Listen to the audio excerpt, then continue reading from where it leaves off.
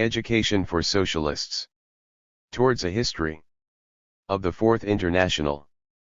Part I. 3 Contributions. On Post-War Developments by Cliff Connor. Leigh Evans. Tom Kerry. Contents.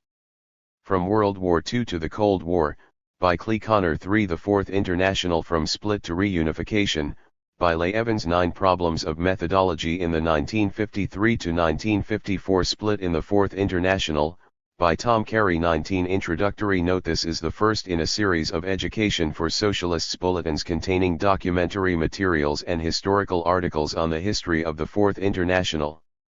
Future bulletins will include documents from the 1954 split in the World Trotskyist movement and the subsequent reunification of the Fourth International in 1963.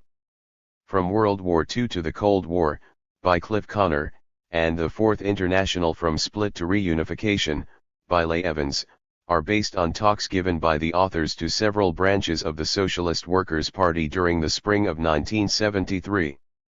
Problems of Methodology in the 1953 to 1954 Split in the Fourth International, by Tom Kerry is based on a talk given in New York City on July 19, 1972. From World War II to the Cold War, by Cliff Connor. Trotsky's expectation of an imminent Second World War and his estimate of its character led him to the conclusion that the Fourth International should be founded before the war broke out. The war was the most cataclysmic in world history, far surpassing even the First World War in that respect. It was followed by revolutionary upsurges all over Europe, and resulted in a significant weakening of capitalism on a world scale. In all of these respects, Trotsky's prognosis for the course of the war, made in 1938-40, proved correct. But the results of World War II were not as far-reaching as Trotsky had thought they might be. The foundations of the workers' state, the Soviet Union, proved to be strong enough to withstand the ferocious Nazi onslaught in spite of the misleadership of the Stalinists. This was a tremendous victory for the world working class, but it also produced one of history's greatest ironies: it enhanced the prestige of Stalin and the Stalinist parties all over the world. In Trotsky's expectation, Stalin's efforts to preserve peaceful coexistence with Nazi Germany through the Stalin-Hitler Pact and at the expense of revolutionary struggle would shift the center of working-class opposition to the war elsewhere. The failure of the Stalinist parties to oppose the fascist regimes in the early stages of the war would result, Trotsky thought, in the revolutionary energies of the masses, provoked by wartime conditions, being channeled into the only party that uncompromisingly struggled against all the imperialist regimes, the Fourth International. Trotsky predicted Hitler's attack on the Soviet Union long before it occurred, and he warned that Stalin's policies were dangerously weakening the workers' state, for example, the destruction of the staff of the Soviet armed forces through purges and the disorganization of the planned economy. The treacherous role of the Stalinist apparatus in leaving the USSR vulnerable to the Nazi assault could, Trotsky thought, result in the growth of a revolutionary Marxist opposition that could effectively rally the Soviet masses to defend the workers' state against Hitler. But in fact, despite huge initial losses owing to Stalin's unwillingness to believe that his ally would break their non-aggression pact, the Kremlin managed to maintain the leadership of the defensive struggle in which the Soviet masses finally turned the tide of the Nazi invasion. That resistance was not waged in defense of Stalin's repressive political dictatorship, it was motivated by the desire to preserve the social and economic foundations of the workers' state that were instituted under the leadership of Lenin and Trotsky. In a very real sense, then, the victory of the Soviet Union in World War II was Trotsky's victory rather than Stalin's. But nevertheless, the Soviet triumph enabled the Stalinists to continue posing as heirs of Lenin and the October Revolution. In Western Europe, the Nazi blitzkrieg had demoralized and disoriented the working masses for several years, and their recovery came at a time when the Stalinism inertia was strengthened by their identification with the heroic resistance of the Soviet masses. After the war, the Red Army stood astride Eastern Europe, while in the West the revolutionary Marxists again found huge Stalinist movements blocking their paths. The entrenchment of Stalinism extended the crisis of proletarian leadership for a whole historical period.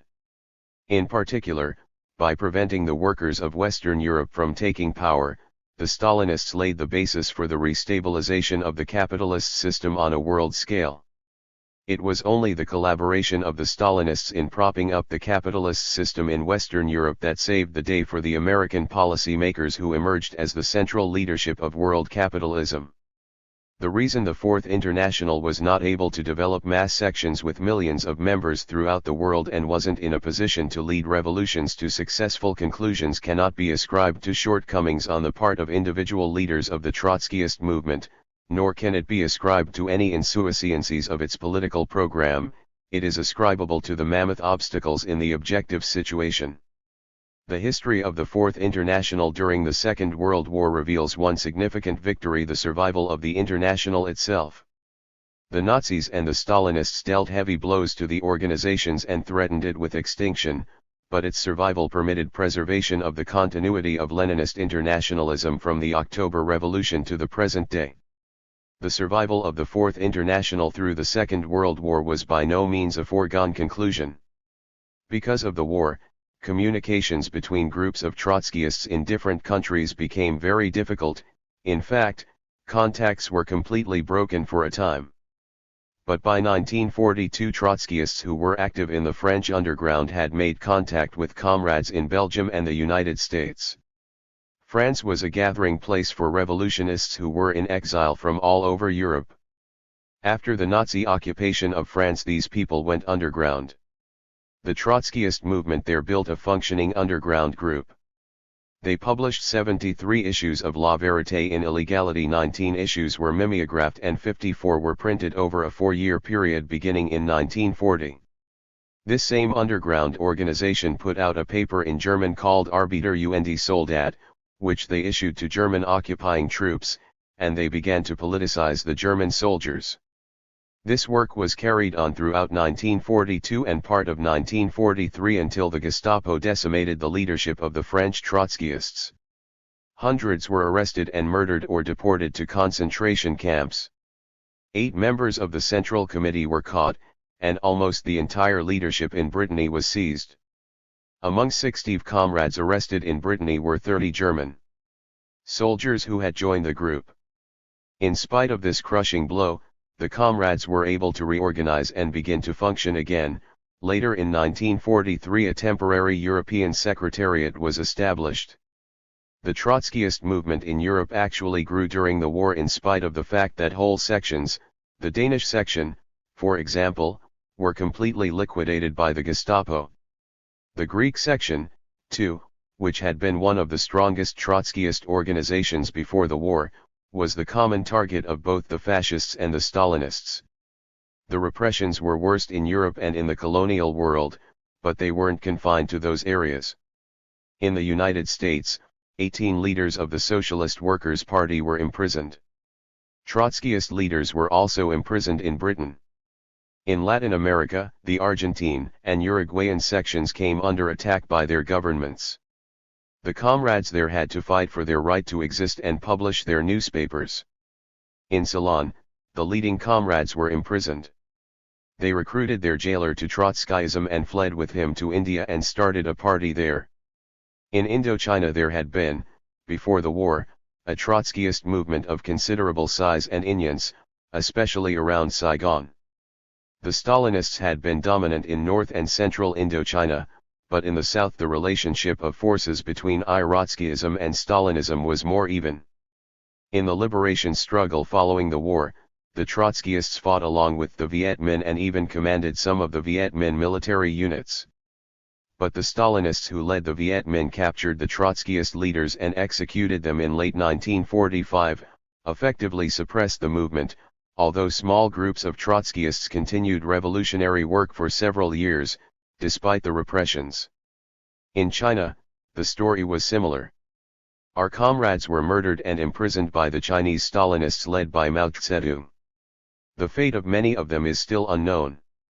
A European Secretariat was established about August of 1943 with French, Belgian, Greek, Spanish, and German Trotskyists participating. It began publishing Quatrième Internationale in mimeographed form in January 1944. Perhaps the most significant action of this body was the organization of an international conference of European sections during the war held in France in February of 1944, within the very tentacles of the Gestapo, as one account described it. The news of this conference wasn't printed in the Militant until 8 months later, indicating the difficulty of transatlantic communications at the time. The Underground Conference established a European Executive Committee and worked toward the building of functioning organizations in the European countries in preparation for the post-war revolutionary upsurge. The Belgian Trotskyists, who had maintained an organization throughout the war and had published 2 newspapers, one in Flemish and one in French, sent representatives to the Underground Conference. The Greek, Spanish, and German representatives at the conference were from groups of Trotskyist émigrés in France. 3 separate French groups attended the conference and fused into a single organization there, becoming the PCI Internationalist Communist Party of France. At about the same time 2 British tendencies fused, forming the RCP. These fusions were important, but they were not fusions of completely homogeneous groups. The fact that they weren't really homogeneous was to become clear in the future in the form of organizational difficulties and, family, splits. But the main objective at the time was fulfilled, to consolidate the various Trotskyist groups as much as possible and at the same time to clarify the political program of Trotskyism, to reaffirm the international line of the movement. This was especially necessary because of the confusion caused by popular frontism, which was in the ascendancy in all of the partisan movements. Meanwhile, in the United States, an internal dispute had arisen within the SWP during the war. A minority led by Felix Morrow and Albert Goldman was developing a conciliationist line towards Schachtman, who had his own group called the Workers' Party. In 1945, during this dispute, a leader of the Fourth International, Michel Pablo, made a trip to the US, and while he was here he raised the idea with Schachtman of possibly unifying his group with the SWP. Morrow and Goldman made this a central issue in their inter-party fight. They were in favor of unity with the Schachtmanites and they promoted that goal energetically. The SWP met with representatives of Schachtman's group twice, but the negotiations bogged down over Schachtman's insistence on the right to publish an internal organ of his tendency inside the party, not a temporary internal bulletin, but a permanent one. The SWP took the position that this would lead to permanent factions and, eventually, to another split, especially since the differences that had led to the original split with Schachtman had not narrowed, but had widened. It would have raised again the questions of the nature of the Soviet Union and the character of a Leninist party. At one point unity was agreed to by both groups, but then Schachtman launched a public attack on the SWP. So the discussions were ended and Goldman quit the SWP and joined with Schachtman. Later, in 1946, Morrow was expelled by an SWP convention because he had been caught collaborating with Schachtman secretly, even though he was still formally a leading member of the SWP.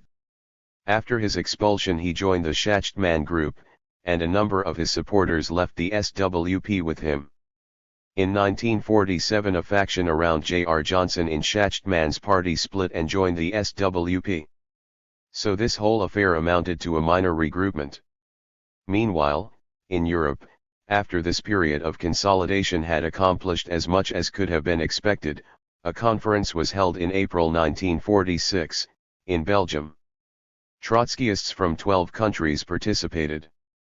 This conference elected a new executive committee and secretariat, which was to begin functioning as a full-fledged international center. One of its main functions was to begin preparations for a World Congress, including the drafting of line documents for discussion. One of the documents produced was on the USSR. It generally reaffirmed the Trotskyist viewpoint of the Soviet Union as a degenerated workers' state. There were also documents on revolutionary perspectives in Europe and on the colonial struggles. It was significant that in spite of several years of broken communications between the SWP and the European comrades, these discussion documents were in close harmony with resolutions that had been passed a few months earlier by the SWP. These documents were to lead to the Second World Congress of the Fourth International, which was held in April and May 1948 in France.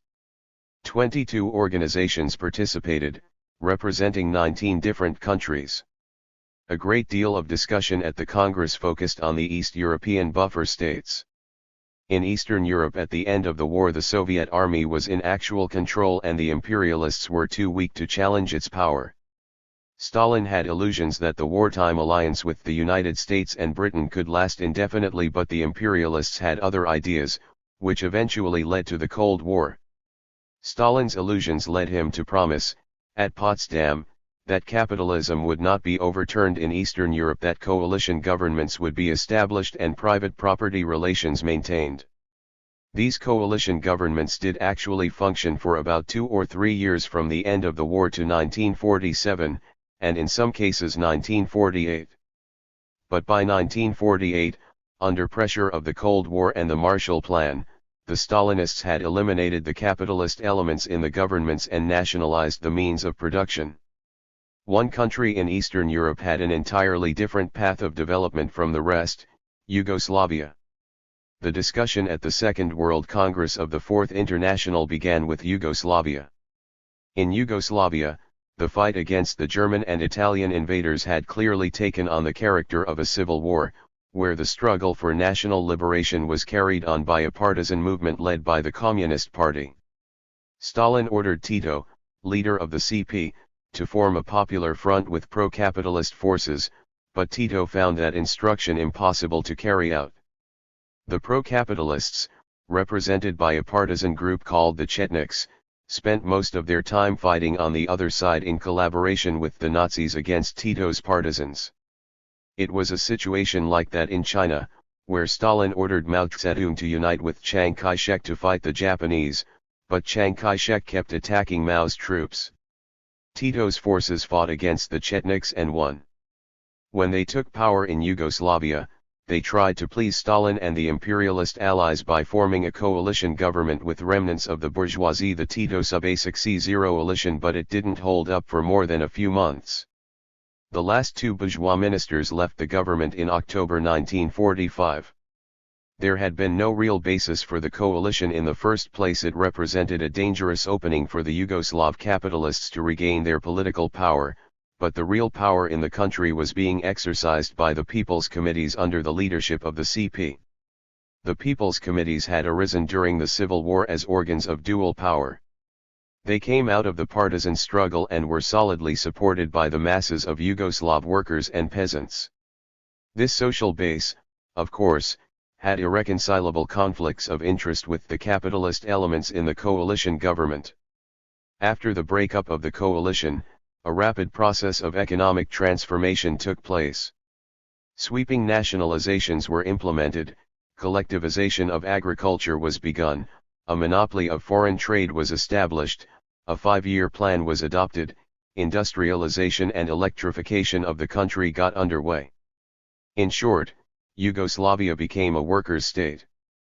Throughout this process, the independent course of the Yugoslav CP met resistance from the Kremlin, but because the Titoists had firm control over their own armed forces, and had proved their fighting capacity in the revolutionary upsurge, Stalin viewed it as too risky to try to crush the Titoists quickly by brute force.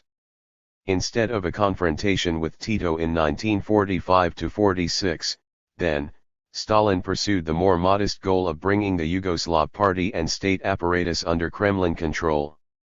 With the onset of the Cold War, Belgrade and Moscow found themselves in a common front against Washington, which did not prevent Stalin from continuing to try to undermine Tito. These efforts finally led to a violent confrontation in 1948. Ironically, in 1947, when Stalin established the Cominform, he headquartered it in Belgrade and held up the economic transformation of Yugoslavia as the model to be followed by the other East European countries. But in 1948, when Tito began campaigning for the formation of a Balkan-Danube Federation of States, Stalin saw that as a challenge to Soviet hegemony over Eastern Europe and expelled the Yugoslav CP from the Cominform. As the Tito-Stalin split deepened, the Kremlin's offensive of slander, economic pressure, and even military threats against Yugoslavia intensified. During the same period, 1947-48, the transformations in other East European countries were taking place, but the process was very different there. The social transformations were being carried out, for the most part, not as a result of civil war and not primarily through mass action, but on the orders of the top bureaucrats with the power of the Soviet army at their disposal. This whole process raised a basic problem for revolutionary socialists: what kind of countries were these unusual East European states? Were they workers' states or were they capitalist? What was their class nature? If they were workers' states, how did that happen without the revolutionary action of the masses? If there had been social revolutions, how could they have been led by Stalinists, whom Trotskyists had characterized for years as counter-revolutionary through and through? There were a number of apparent contradictions that could not be ignored. Another question was raised. Were these special cases, or was a whole new stage in world history opening up wherein this process of revolution by bureaucratic takeover could be repeated? If Stalinist parties could lead revolutions, as one interpretation of the events could imply, where did that leave Trotskyism? Hadn't Trotskyists held that only revolutionary parties could lead an overturn of capitalism? Another problem: should Trotskyists support what was going on in Eastern Europe, or oppose it? If we supported it, should we join those parties that were carrying it out or not? In the Trotskyist movement in Europe in 1948–49, Michel Pablo and Ernest Germain took somewhat different positions on the question of the class character of Eastern Europe. Germain held that the East European countries, including Yugoslavia, were capitalist states. Pablo agreed except on Yugoslavia, which he said must be a workers' state because there had been a civil war there. In the United States, the majority of the SWP generally agreed with Germain, but a minority led by Joseph Hansen and Bert Cochran disagreed. Hansen and Cochran held that all of the East European states were workers' states deformed from birth. They were saddled with Stalinist bureaucracies, but their economic foundations were qualitatively the same as the USSR's, and they had to be considered workers' states. Some resolution of these differences had to be found. This question was not a semantic one or an academic dispute over abstractions. As Hansen put it, the question of the class character of the state is the touchstone of the proletarian revolution and the heart of Marxist politics. What it boils down to is that if you can't determine whether a revolution has occurred or not, then you don't know what a revolution is, and that is a bad position for a revolutionary to be in. The discussion on Eastern Europe was a model discussion in that it was carried out in a principled manner. The goal was always theoretical clarification, and not narrow factional gains. One example of this came at an internal debate that the SWP arranged between Joseph Hansen and George Clark. Clark was won over during the debate. He began defending the SWP majority position, but became convinced during the debate that Hansen's position was correct. Such a thing could never happen in a debate where the participants were motivated by purely factional considerations. One of the key documents of this discussion came from the 7th plenum of the IEC, which was held in June 1949. Its title is The Evolution of the Buffer Countries. This resolution defends the idea that the East European states were capitalist countries on the road toward structural assimilation with the USSR. Structural assimilation, the document said, meant the abolition of national frontiers between the various buffer countries, either through direct incorporation into the USSR or the formation of a single East European state formally independent of the USSR. In any event, this elimination of national frontiers was considered the decisive and fundamental factor for the completion of structural assimilation. The historical model for a Stalin-ordered structural assimilation was the incorporation of Latvia, Lithuania, Estonia, and parts of Poland into the USSR during World War II. Pablo voted for this resolution of the 7th plenum that defined the East European countries as capitalist states, although he disagreed that Yugoslavia was in that category.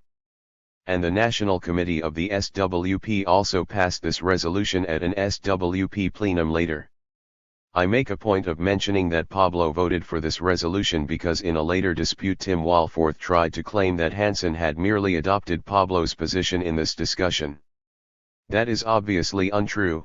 because Pablo voted against Hansen on this question and only later, with the rest of the International, was won over to the position that all of the Eastern European countries were deformed workers' states.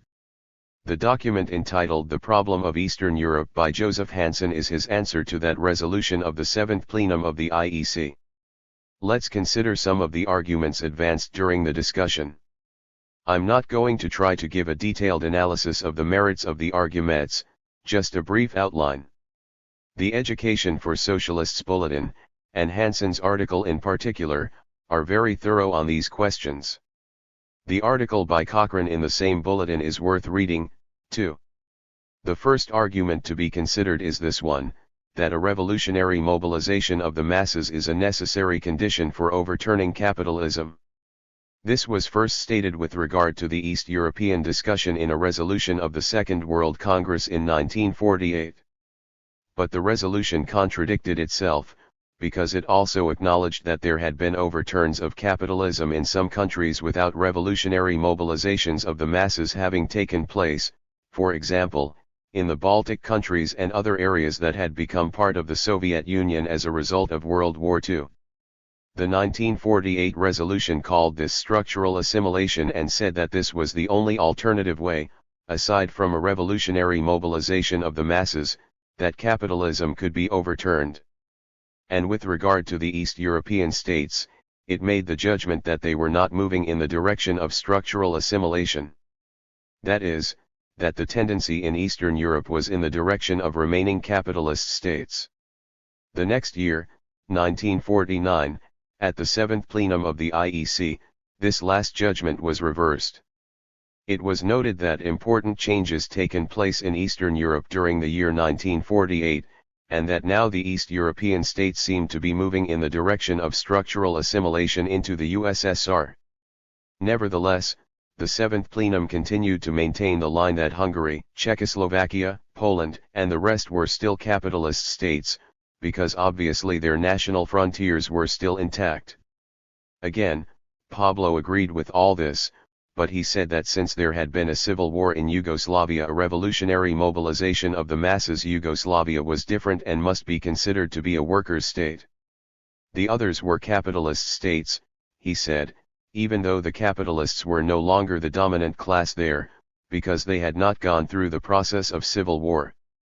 The basis for this position was a fear of falling prey to the old revisionist idea of a peaceful transition from capitalism to socialism, of the type promoted today by the supporters of Salvador Allende in Chile. But no one was trying to say that the transformation in Eastern Europe had been peaceful. It was extremely violent, but the violence was not primarily a result of revolutionary uprisings, it was a byproduct of World War II. Why is it that a socialist transformation cannot occur without violence? It requires the destruction of the state power of the former ruling class, the bourgeoisie. The capitalists, we know, never give up without a fight, they have to be defeated by force. The virtual destruction of the power of the old capitalist ruling classes in Eastern Europe was accomplished by force during the war in two ways. First, in Poland, Yugoslavia, Czechoslovakia, and Greece, large sections of the ruling classes were physically obliterated by the Germans, by the Nazi invaders. The German occupation armies then played the dominant role as repressive force. When Germany was defeated, the Kremlin filled the political vacuums in most of these countries on the strength of the victorious Soviet army. The exceptions were Greece, where Stalin allowed the British to fill the vacuum, leading to a rebuilding of the bourgeois order there, and Yugoslavia, where the Yugoslav CP filled the vacuum as a result of the civil war. In the other East European countries, the old bourgeoisies were driven from political power by a different process. In Hungary, Romania, and Bulgaria, the capitalist classes had allied themselves with Hitler, so they were not liquidated by the Nazis. But when Germany fell, these bourgeoisies were left with virtually no military or political support.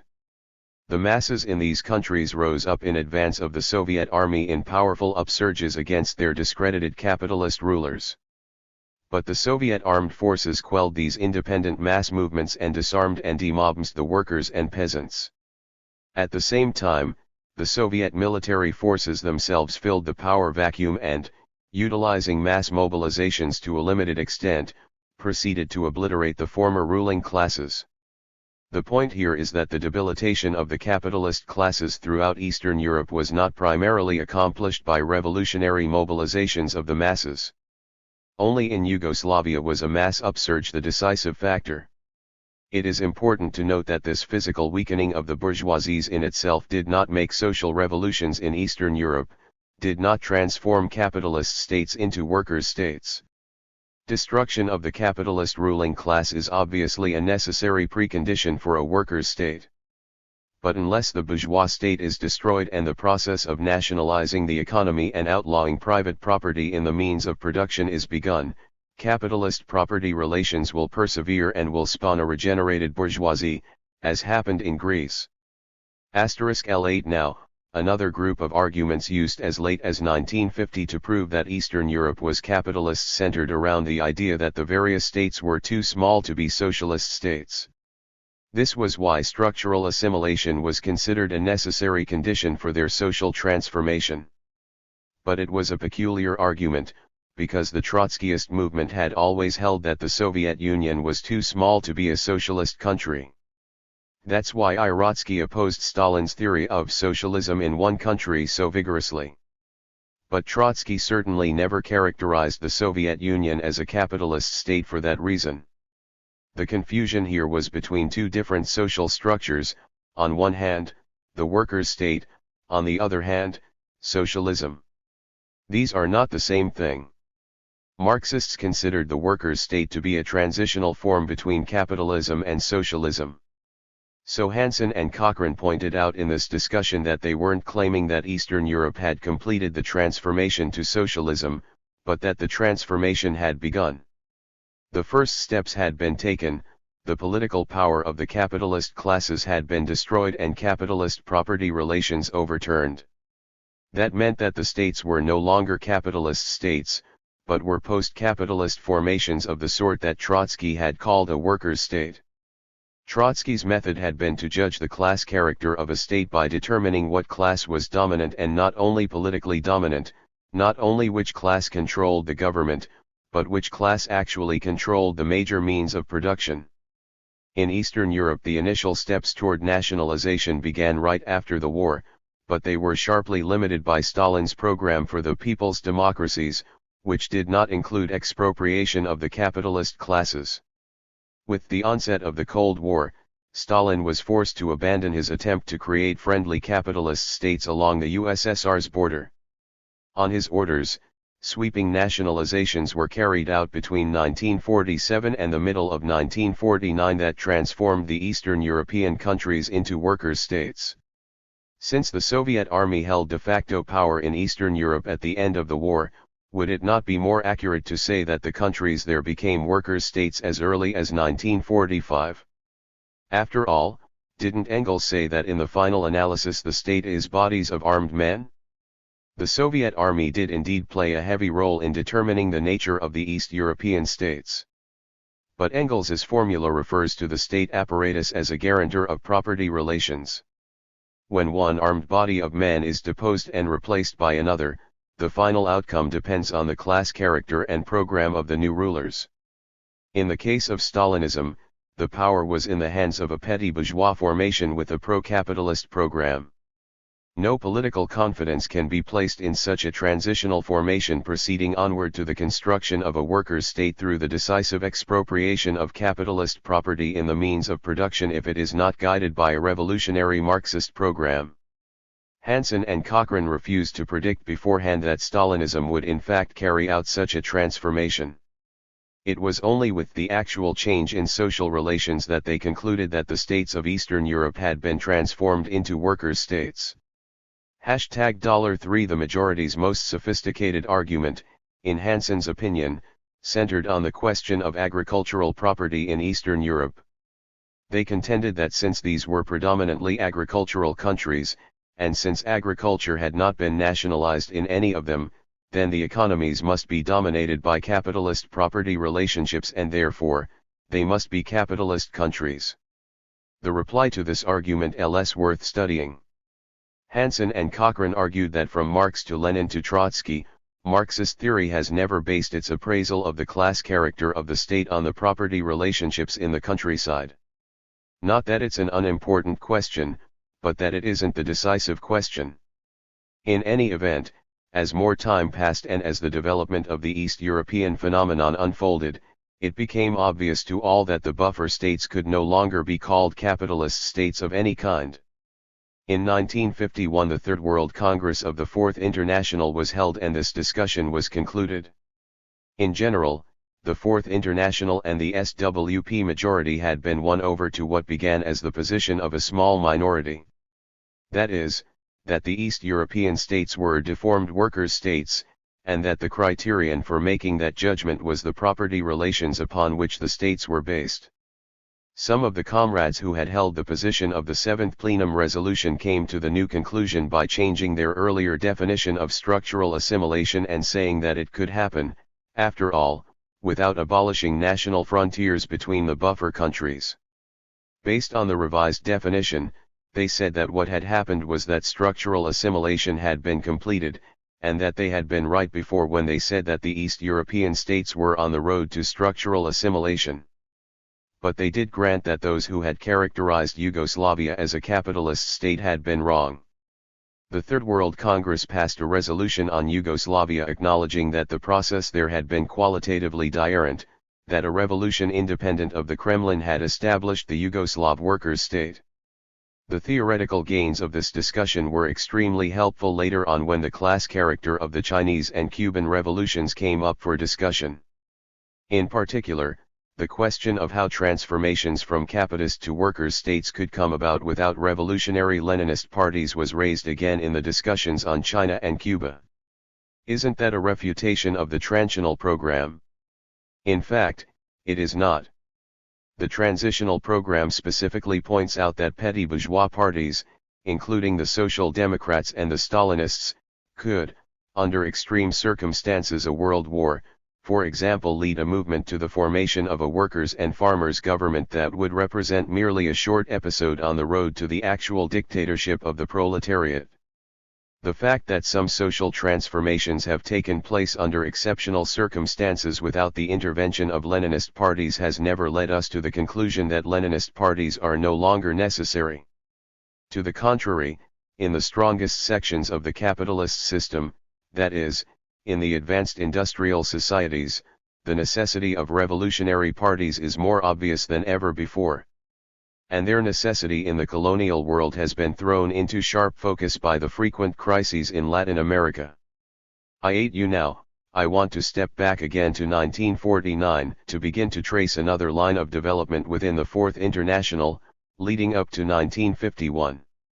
In Yugoslavia, the break between Tito and Stalin in June 1948 led to a situation where the International began to look at the Yugoslav Party in a different light. This, too, was a new phenomenon in world history. Stalinism had always been absolutely monolithic, but now there was a Stalinized regime in Yugoslavia taking an independent course. The Yugoslav CP was designated as a centrist party by the Seventh Plenum in 1949.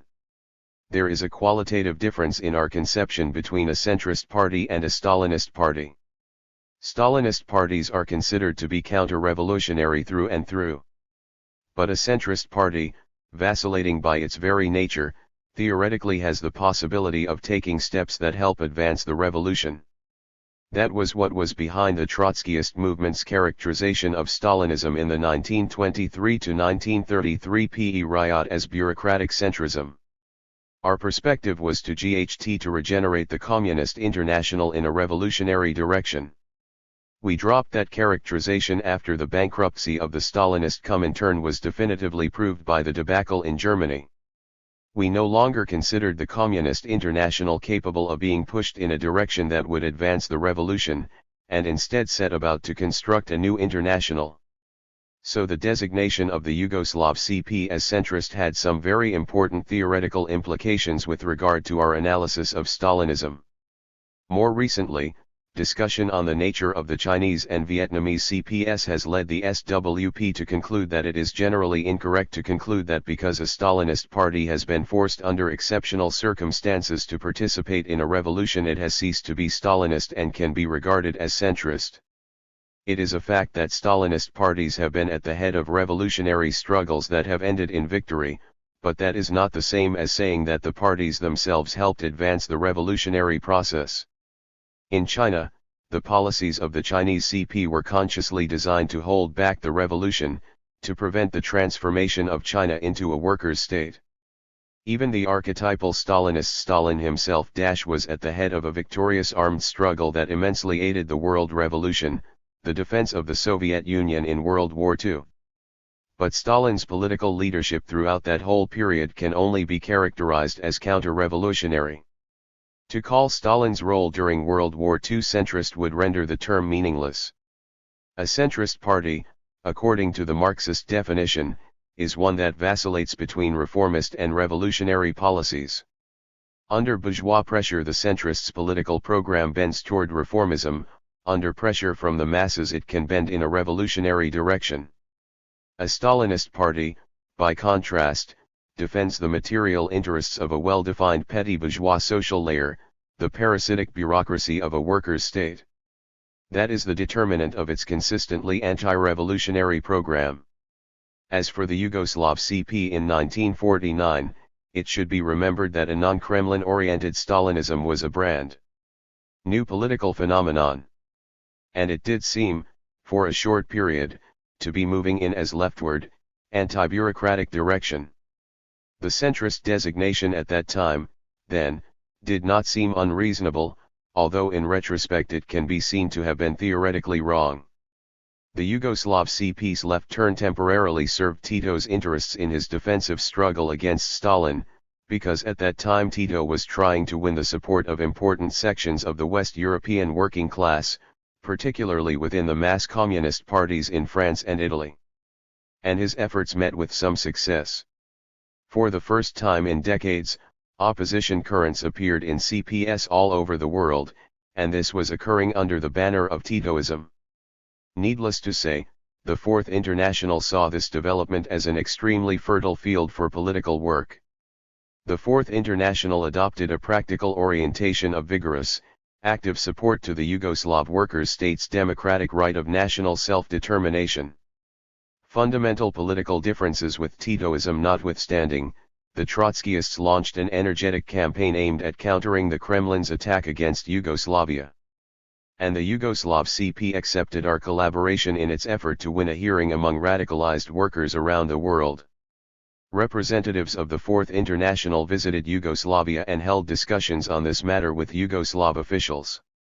As a result, the International arranged to send work brigades of young people to participate in rebuilding war-devastated Yugoslavia and to gain a first-hand understanding of what was happening in that country.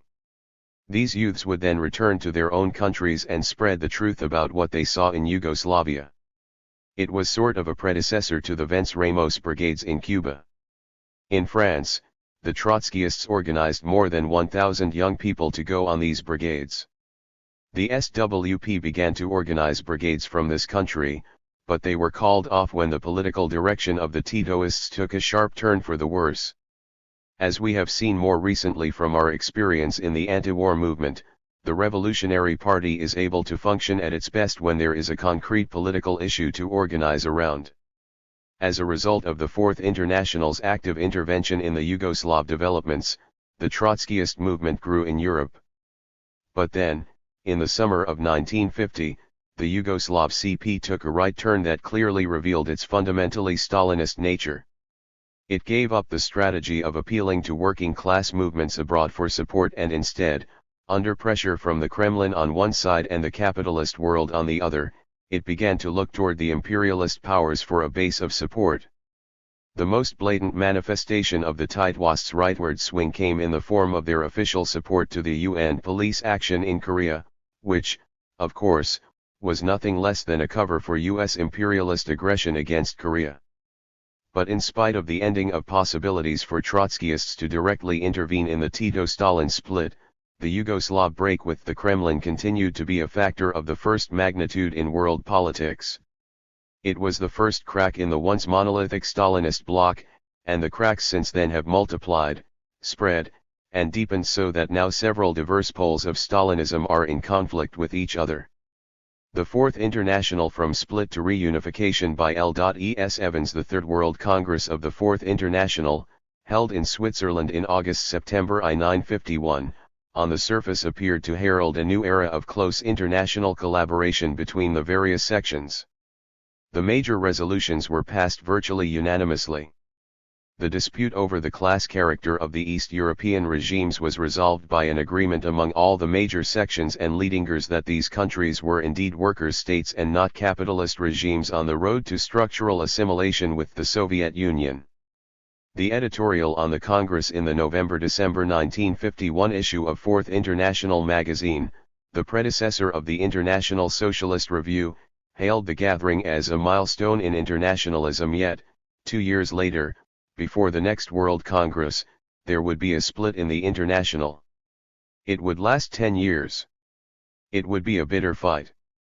And the dispute would involve many of the fundamental programmatic and organizational principles of the World Trotskyist movement. It would be a dispute over the character of Stalinism. Over what real perspective there was for building an international party or sections of an international party in particular countries. Whether there really was a possibility for socialist revolution in our time. And the nature of democratic centralism inside an international Marxist party.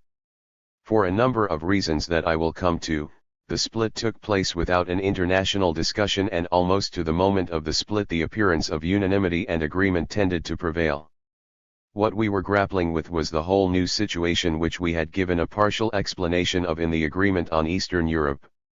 The Soviet bureaucracy had succeeded, by military bureaucratic means, in overturning capitalism in a whole series of East European countries. In the Chinese and Yugoslav revolutions this went a step further. Here the anti-capitalist revolutions were not simple byproducts of the military defense of the Soviet Union against Nazi Germany. Stalinist parties had actually led armed struggles, had taken power. This raised some very serious questions as to the nature of Stalinism. Does it have a revolutionary perspective? Can it, under the pressure of imperialism, in an act of self-defense, play a revolutionary role that we would not have granted to it in the 1980s after the Spanish Civil War? In the areas where we were working, especially in Western Europe, the grip of the Stalinist parties on the working class movement remained unshaken. They had near total control of the trade union movement in Italy and France. It would be very difficult for us to build mass parties in these countries, to break the Stalinist domination of the mass movement. In some countries we had suffered heavy casualties under the Nazi occupation, in some instances with the collusion of the Stalinists. We had no mass parties. We had not taken state power anywhere. At the same time, the Cold War was beginning. American imperialism was launching a diplomatic offensive against the Soviet bloc. It was calling for the rollback and the containment of the workers' states. There was the possible threat of a Third World War, directed first against China, and then by obvious implication, against the Soviet Union itself. We had to answer the question, was another war really about to break out, and if so, what would be the perspective for the Fourth International in that kind of a struggle between international imperialism and the Soviet bloc? The European leaders of the International, and particularly Michel Pablo, the Secretary of the International, began to develop their own thesis on the world conjuncture. This took place in several stages. There were differences of opinion among the European leaders, and it was not clear in the initial phase of the discussion what final conclusions Pablo would draw. The first distinctive theory he put forward appeared in a document entitled On the Class Nature of Yugoslavia, written in September 1949. The central point of the article, the one that drew most attention at the time, was that here Pablo became the first of the European leaders to advance the same position taken by Joseph Hansen, who then represented a minority viewpoint within the SWP, that Yugoslavia was already a workers' state. Thus it appeared that the thrust of Pablo's position was in the same direction that the SWP was going. But in passing, in a small section of the document, he advanced a special theory of his own on the inevitability of bureaucratic deformations in all revolutions that take place prior to the overturn of capitalism in the majority of the advanced industrial countries.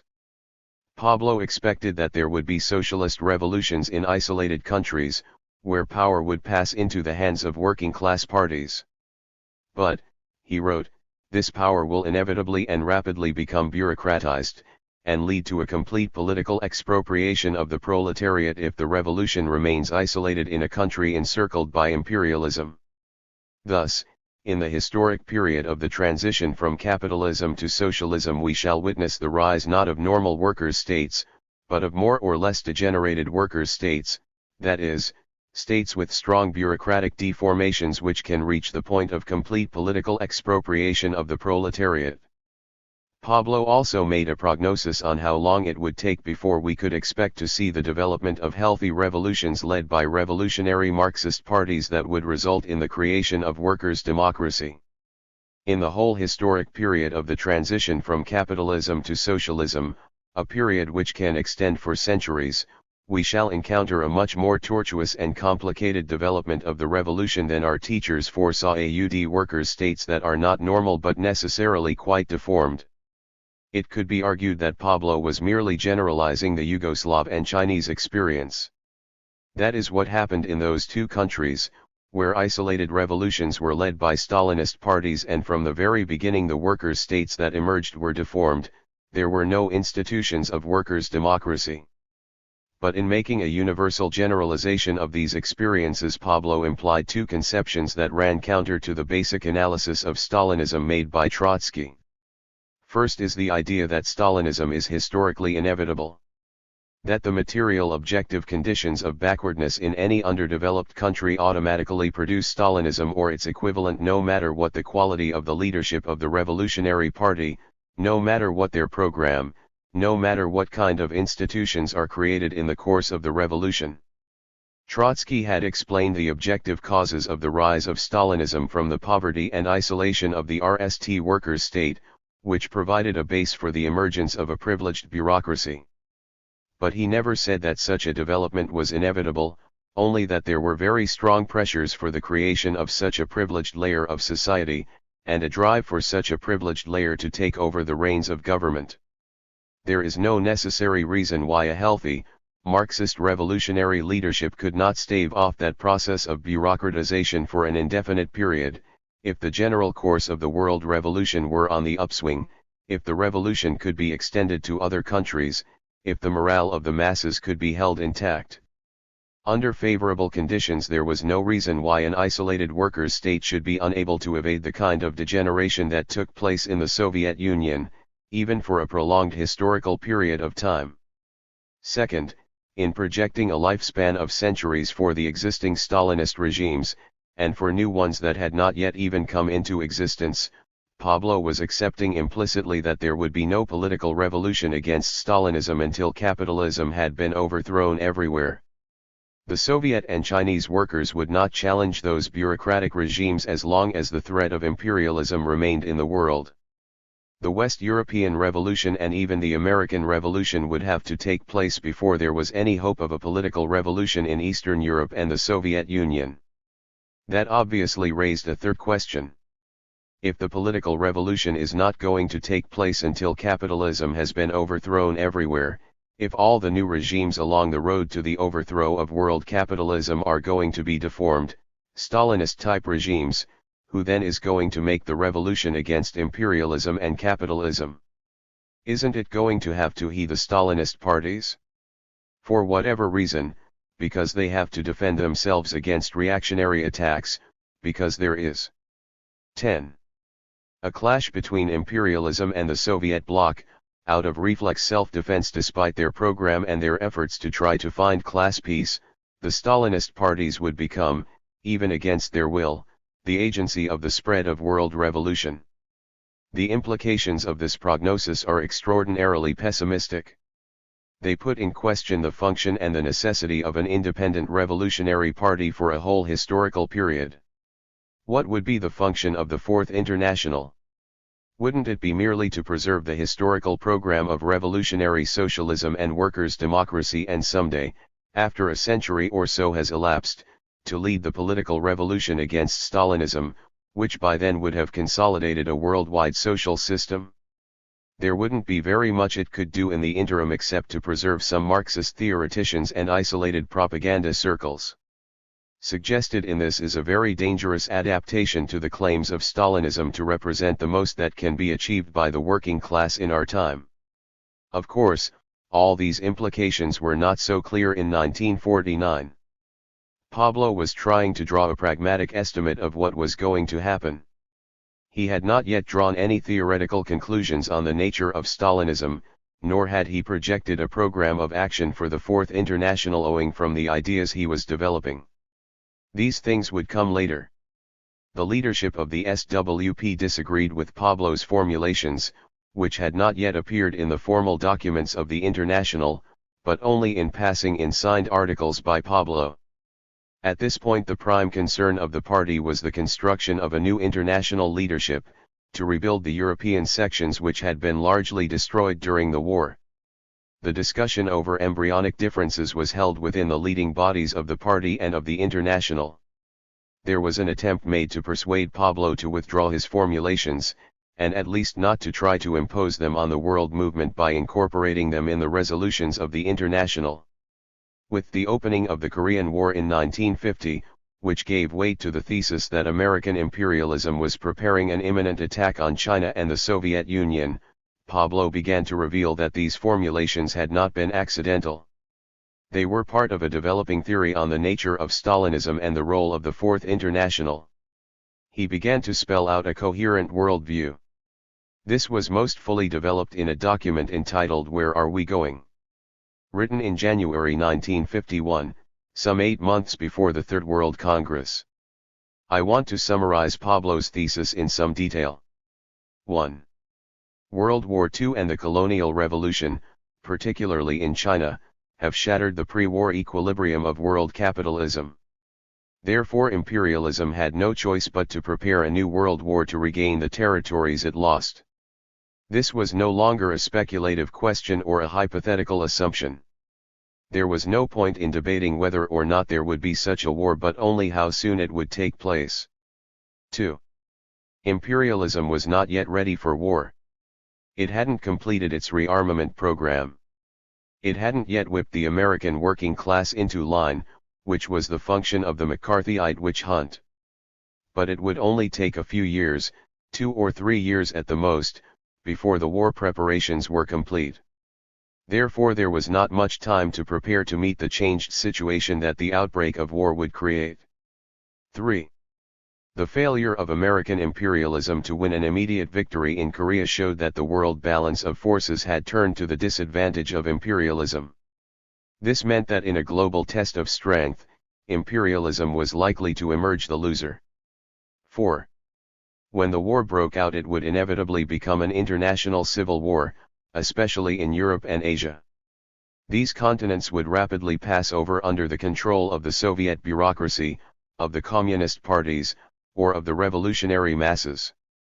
5. Here Pablo brings in one of the catchphrases of the dispute that was to take place. He wrote, "War under these conditions, with the existing relationship of forces on the international arena, would essentially be revolution." Pablo here coined the term war revolution. The next phase of the world revolution would be provoked by a counter-revolutionary war by American imperialism, and war and revolution are approaching each other more closely and becoming so interlinked as to be almost indistinguishable. 6. Under the impact of war, the mass of the European and Asian workers would remain loyal to the organizations they already knew, that is, the Stalinist parties. Any possibility of breaking that tie and establishing a new mass workers' party would be undercut by the objectively revolutionary role played by the Stalinists in defending the Soviet Union from imperialist attack. This would guarantee that the workers would not break from the Stalinists at least for the duration of the war. The thesis is at least consistent. The revolution will not be extended by the internal class struggle, the particular dynamics of radicalization in each country, and the GHT for Marxist hegemony in the workers' movement to provide a revolutionary leadership. Instead, revolution will be forced into existence by an external factor that will instantly radicalize workers who are not now in the process of radicalization.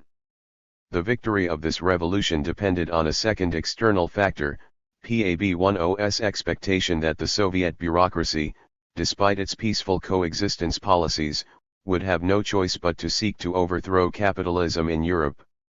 What was at issue here was a question of estimate of what was going to happen.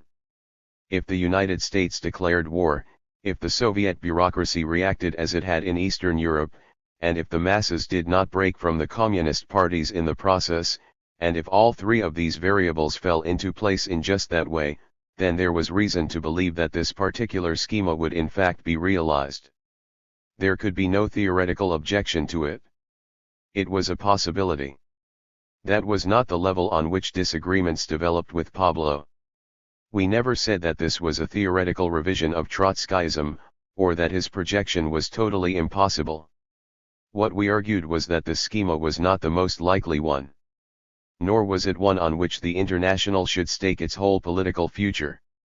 The very fact that the United States had been stalemated in Korea was a sign that American imperialism appeared to be ready to back off from the prospect of launching an imminent world war. The Kremlin was making every effort possible to try to end a modus vivendi with Washington. We began to develop our differences with Pablo in preparation for the Third World Congress of August-September 1951. A discussion of Pablo Zero's draft theses for the Congress began in the SWP Political Committee in February 1951 and was carried on until the end of March. This discussion was summarized in a political committee memorandum dated June 5, 1951, entitled Contribution to the Discussion on International Perspectives.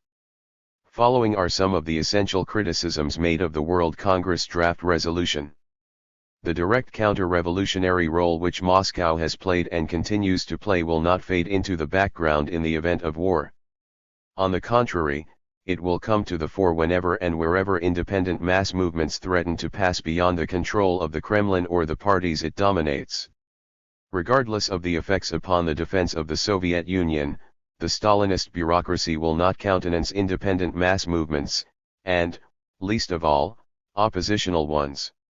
If the Kremlin feels that such independent movements jeopardize its interests, it will not hesitate to repress them.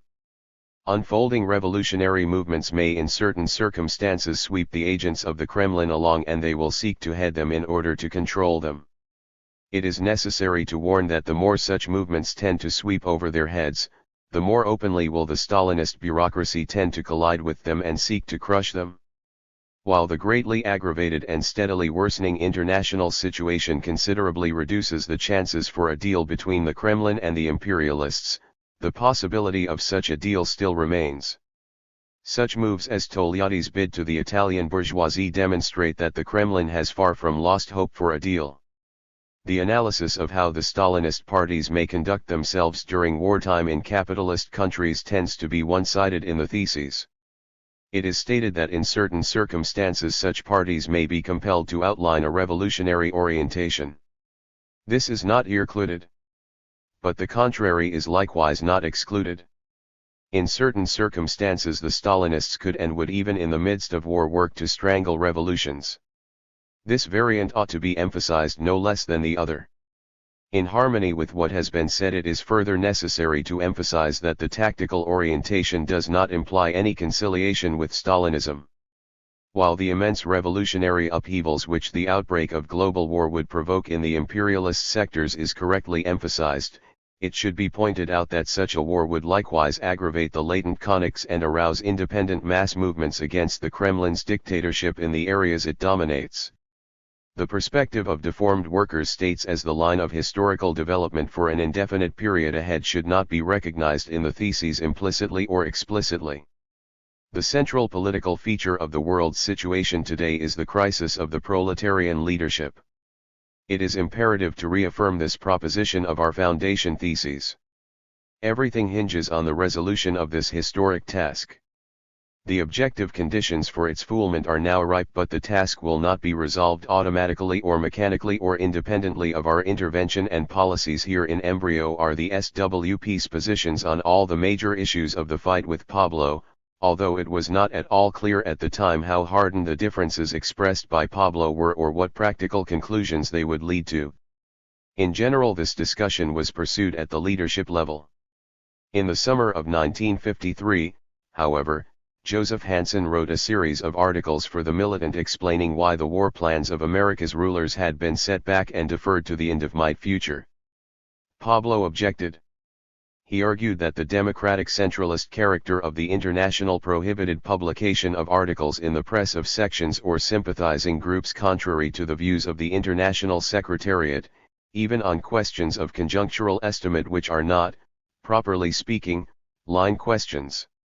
In order not to exacerbate the internal situation in the world Trotskyist movement, the series in the Militant was halted. At this point I want to say something about Pablo's political method. In some ways his methodology is more important than his particular conclusions, or his attitude toward Stalinism. At the root of Pablo's expectations, expressed in his schema for the political future, there are several assumptions that run counter to traditional Marxist method. 1. There is an overestimation of the degree to which objective conditions alone can substitute for a conscious political leadership and for a revolutionary party. Pablo saw conditions as so ripe for revolution that there was no way in which any of the multiplicity of forces in motion could deviate from the particular course of development that he foresaw. The United States would have to launch a war. The Stalinist parties would be forced against their program to carry out objectively revolutionary actions. In effect, this downgraded the importance of a revolutionary leadership and of the revolutionary party. The revolution is to be made by a fatalistic objective process that moves the revolution forward despite the programs and intentions of all its participants. We have always recognized that there are periodic spontaneous revolutionary outbreaks by the working class. We know that the workers, even without leadership, can make a bid for power. But without a revolutionary leadership they cannot consolidate that power and establish a workers' state. That was not where our differences with Pablo lay. We did not disagree that objective conditions can provoke revolutionary situations. Nor did we deny that Stalinist or other petty bourgeois parties could, under exceptional circumstances, come to power in a revolutionary upsurge. Pablo went further than this and assumed that objective conditions could force hardened organizations like the Stalinist parties to act against their own program and special interests, and that this would happen not only under exceptional circumstances as in China and Yugoslavia, but as a general rule. To the other side of the coin is an underestimation of the actual role played by the Revolutionary Party.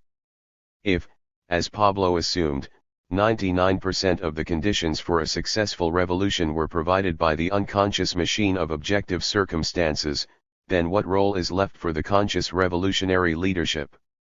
Obviously it 12 is very small, to apply pressure at strategic points. It does not require a mass organization that directly leads the masses in struggle. Pablo was to propose that the way this was to be done was to enter the communist parties. They were going to play an objectively revolutionary role even if no Trotskyists were on the scene. All that was required was that there be a few Trotskyist cadres in each of the communist parties to give them a push to the left. Pablo never said that the CP leaders would be transformed into Leninists.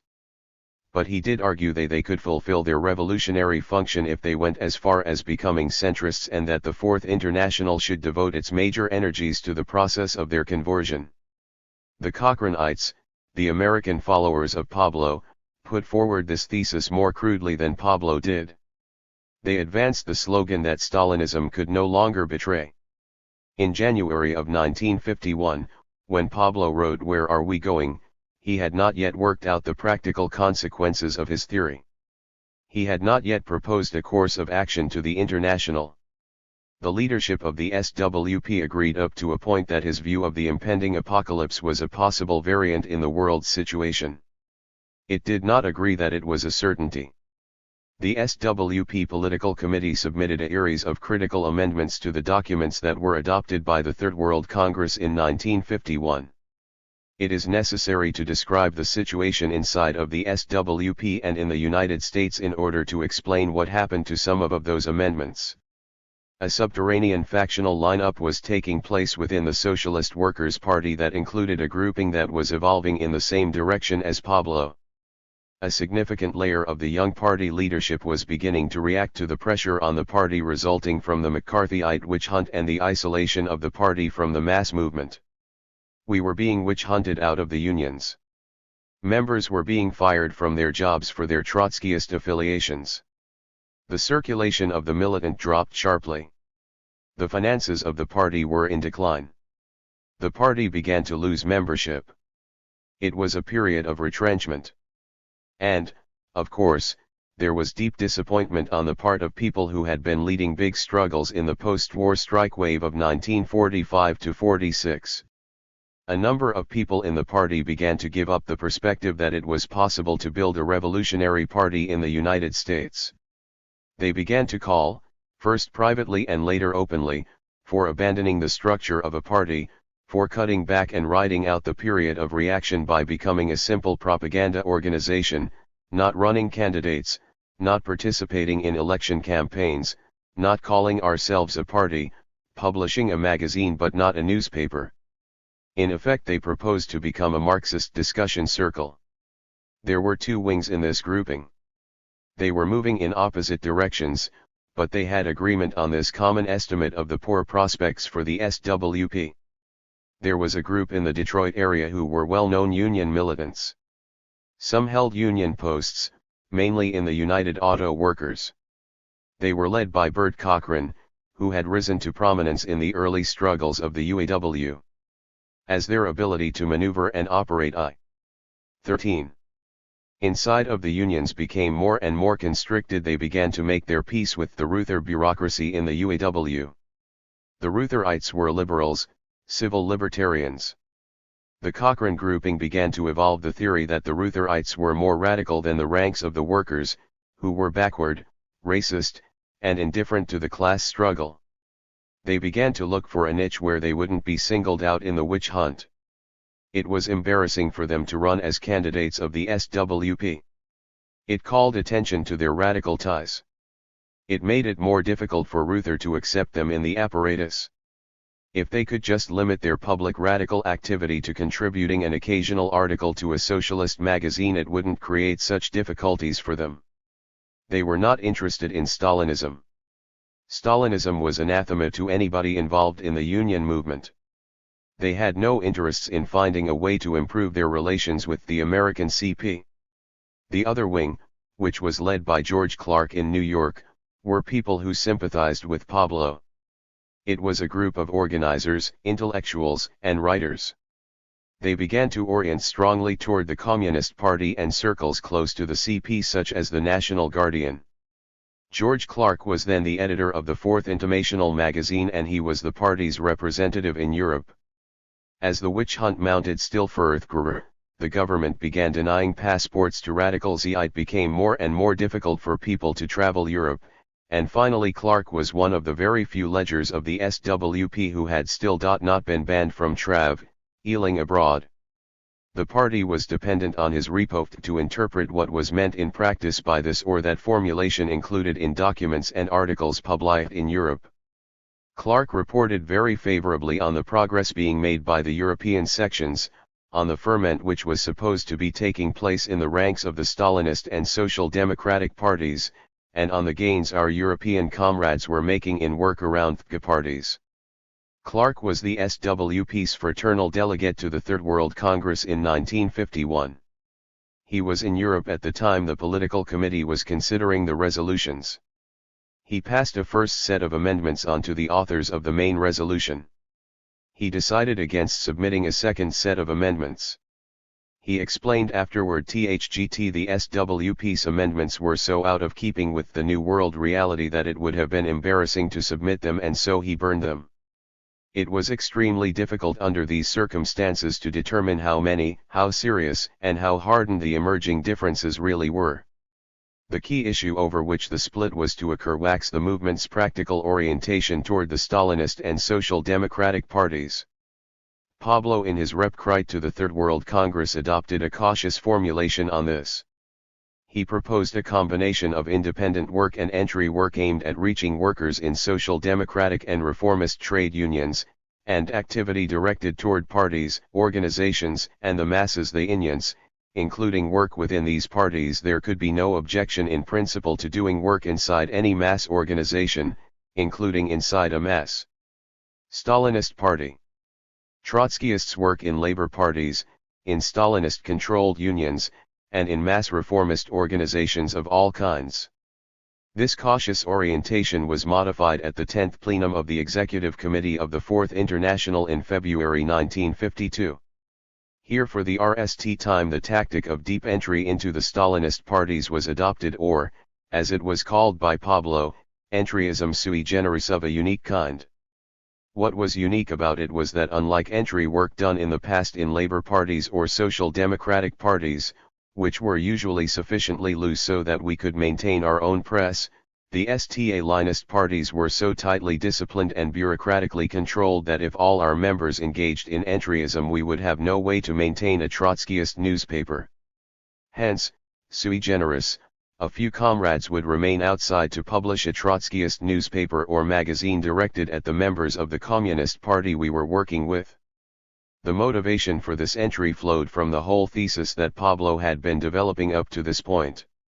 The war was imminent, the Stalinist parties were going to lead a revolution, and the Fourth International had to get rooted in the Stalinist parties in order to be able to influence the left currents that would automatically begin to arise in their ranks when this whole situation broke. You can get a feel for the kind of frantic atmosphere that pervaded the International Secretariat from Pablo's report to the February 1952 plenum of the IEC. He said, "The situation is pre-revolutionary all over in various degrees and evolving toward the revolution in a relatively brief time. And this process from now on is in general irreversible." He has staked almost everything on this one possible line of development. He proposed that we enter the Stalinist and Social Democratic parties, bury our entire membership there, and do this for an indefinite period. We are entering them in order to remain there for a long time, banking on the great possibility which exists of seeing these parties, placed under new conditions, develop centrist tendencies which will lead a whole stage of the radicalization of the masses and of the objectively revolutionary processes in their respective countries. Presumably if these parties were on the road to taking power we would stay in them afterward in order to promote a left wing. It was from within the Stalinist parties, then, that the cadres would come for the anti-capitalist revolution, and for the political revolution against Stalinism as well. It was difficult to evaluate the entry maneuver from a distance. It was a tactical question and not a matter of principle. We had carried out entry work before. In the 1930s the American Trotskyists entered the Socialist Party. We spent more than a year in the SP and came out doubled in size. It was a very fruitful experience.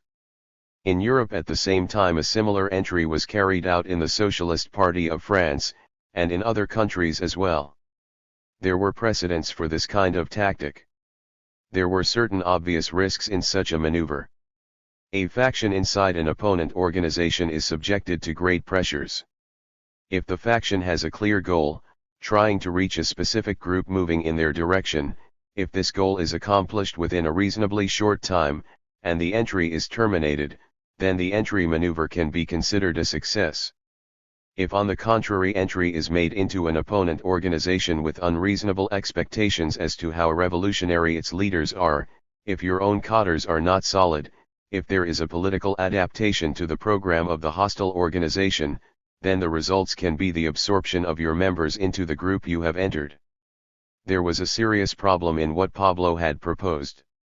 The Fourth International had never before considered carrying out entry work for an indefinite period in a hostile organization, particularly in such tightly controlled organizations as the Communist parties. The only experiences the Trotskyist movement had had with the entry tactic prior to Pablo's proposal of deep entry were of relatively short duration. Pablo's proposal was qualitatively different. It was also different from long-term fraction work which we were familiar with in trade unions and in the Social Democratic British Labour Party. The dangers of the assimilation of cottars in a hostile organization are substantially minimized in fraction work where the Trotskyists retain their independent organizational existence.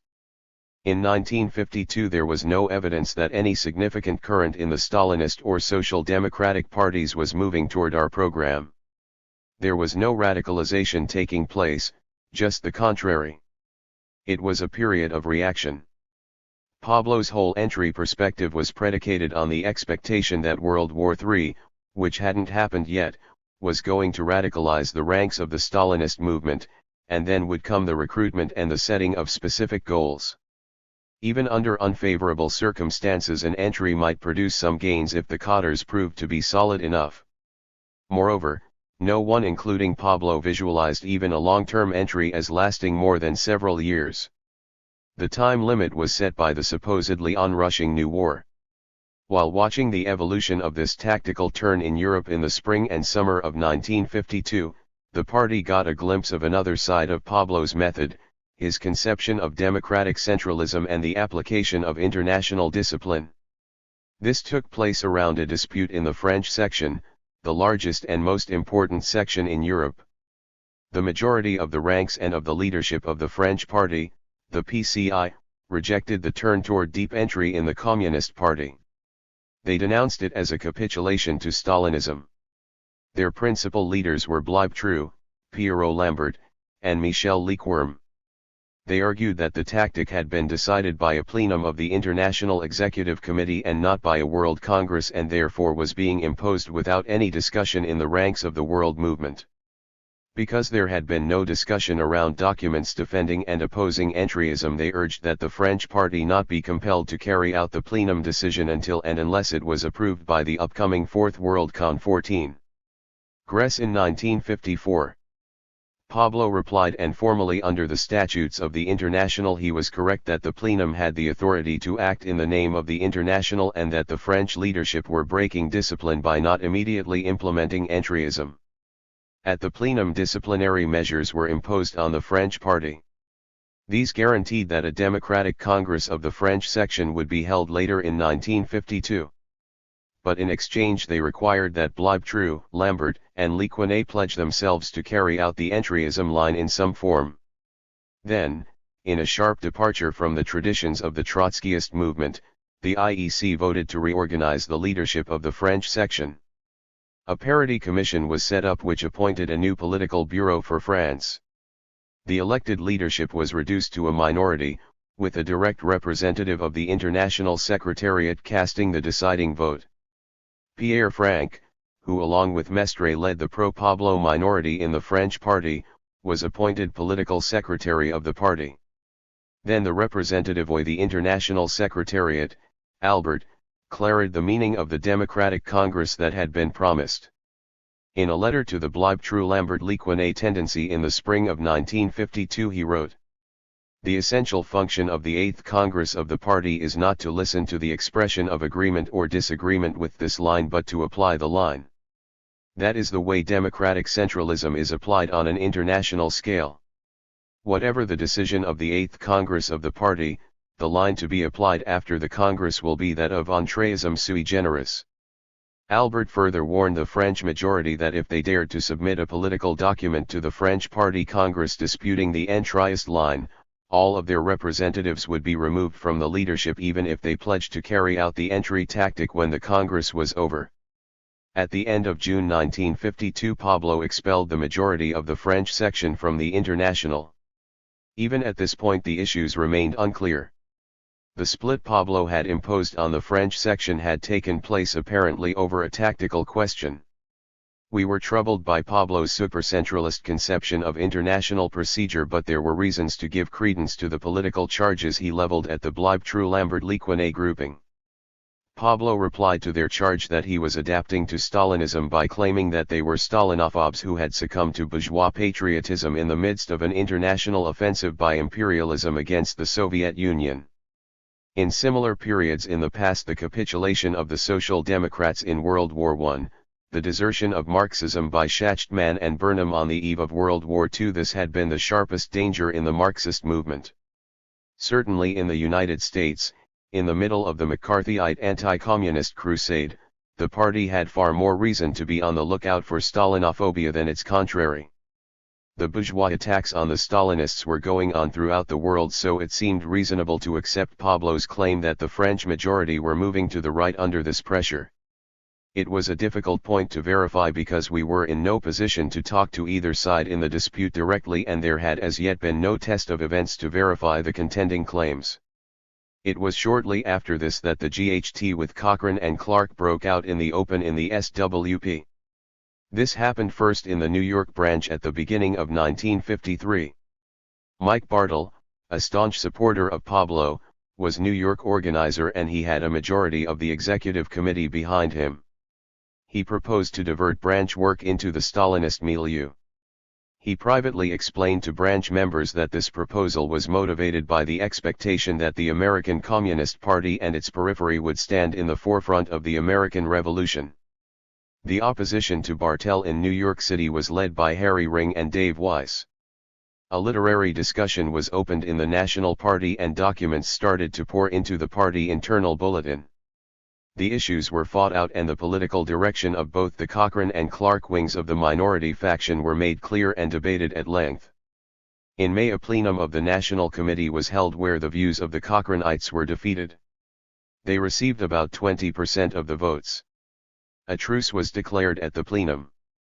The political differences remained sharp, but an agreement was reached that the majority and the minority would work together to build the party in its present form, and that the divergent estimates of Stalinism would be brought up again at the next party convention and discussed further. In the course of the fight, Clark claimed that his position on Stalinism, that it could no longer betray, that it was objectively the revolutionary wave of the future, represented the position of the international leaders, especially of Pablo. Pablo had never said many of the things that Clark was saying: that the Soviet bureaucracy would reform itself, that a revolutionary international was unnecessary, and that the SWP shouldn't act like a party. Quite naturally, the leaders of the SWP majority wanted to know if it was true that Pablo held the same views without as yet committing them to writing. Moreover, they wanted to know if Pablo was organizing the opposition in the SWP with the aim of provoking a split in the party.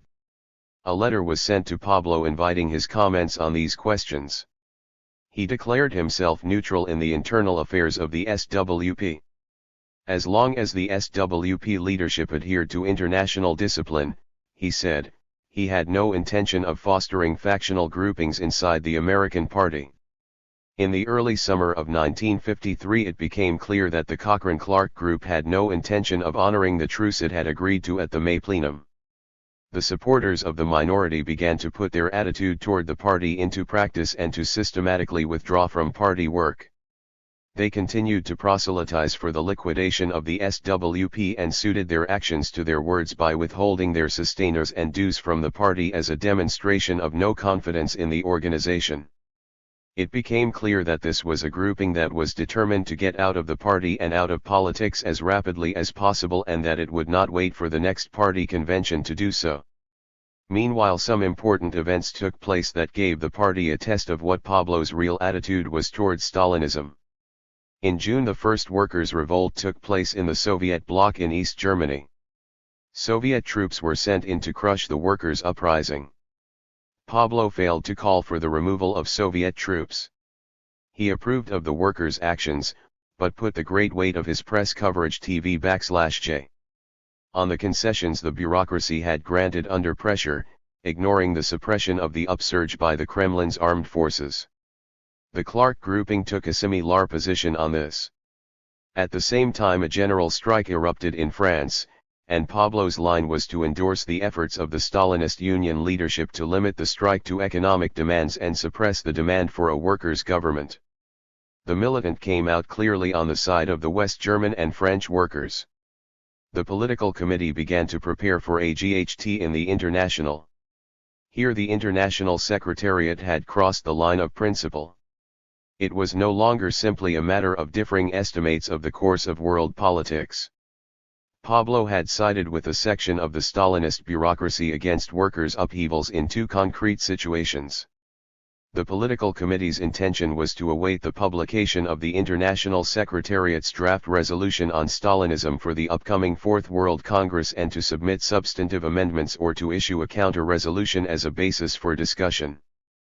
Pablo's document, released in August 1953, was entitled The Rise and Decline of Stalinism. Here for the first time in an official draft of a Congress resolution there appeared the whole Pabloid thesis, which had been restricted in the past to articles signed personally by Pablo. Two things became quite clear in the course of the summer. Pablo was, despite his denials, maneuvering to build the Cochrane-Clark grouping, and the Cochranites were set on an imminent split course in the SWP and were a liquidationist tendency that had no intention of even attempting to build a rival party once they got outside the SWP. When this picture became unmistakably clear, it produced a considerable shock in the leadership of the party. It put the whole impending discussion in the International in a different light. The political committee majority had operated on the assumption that the emerging lines of difference with Pablo were differences within a world leadership committed to building a homogeneous international. And further that, when it became necessary to take the dispute to the ranks of the International for a discussion and a vote, that there would be a comradely discussion and a democratic World Congress. The realization that Pablo was attempting, before the RST document had been submitted to the international discussion, to overturn the orthodox SWP leadership or even to split the party, called for a profound re-evaluation of what the party was dealing with. The International Secretariat's resolution on Stalinism shed a new light on the split in the French section a year before. The French case was not an isolated example. Similar splits were taking place in other sections. If Pablo was prepared to engineer a split in the SWP, which had the most experienced cadre and the most solid traditions of any party in the world Trotskyist movement, behind the backs of the party leadership, and in doing so he was throwing the support of the International Secretariat behind a grouping that was deserting Trotskyism entirely, what must be happening in the weaker and more inexperienced sections that the SWP had little contact with? How could an international discussion be conducted if the world movement was being bureaucratically lined up and split before the pre-Congress discussion had even opened? How could we reach the ranks of the European sections with our documents when these would never get past the little committee that Pablo controlled, which insisted on acting in the name of the International without any effective participation by the leaderships of the sections? The SWP leadership decided that a purely routine discussion could not affect the process of splits that Pablo had set in motion in the International.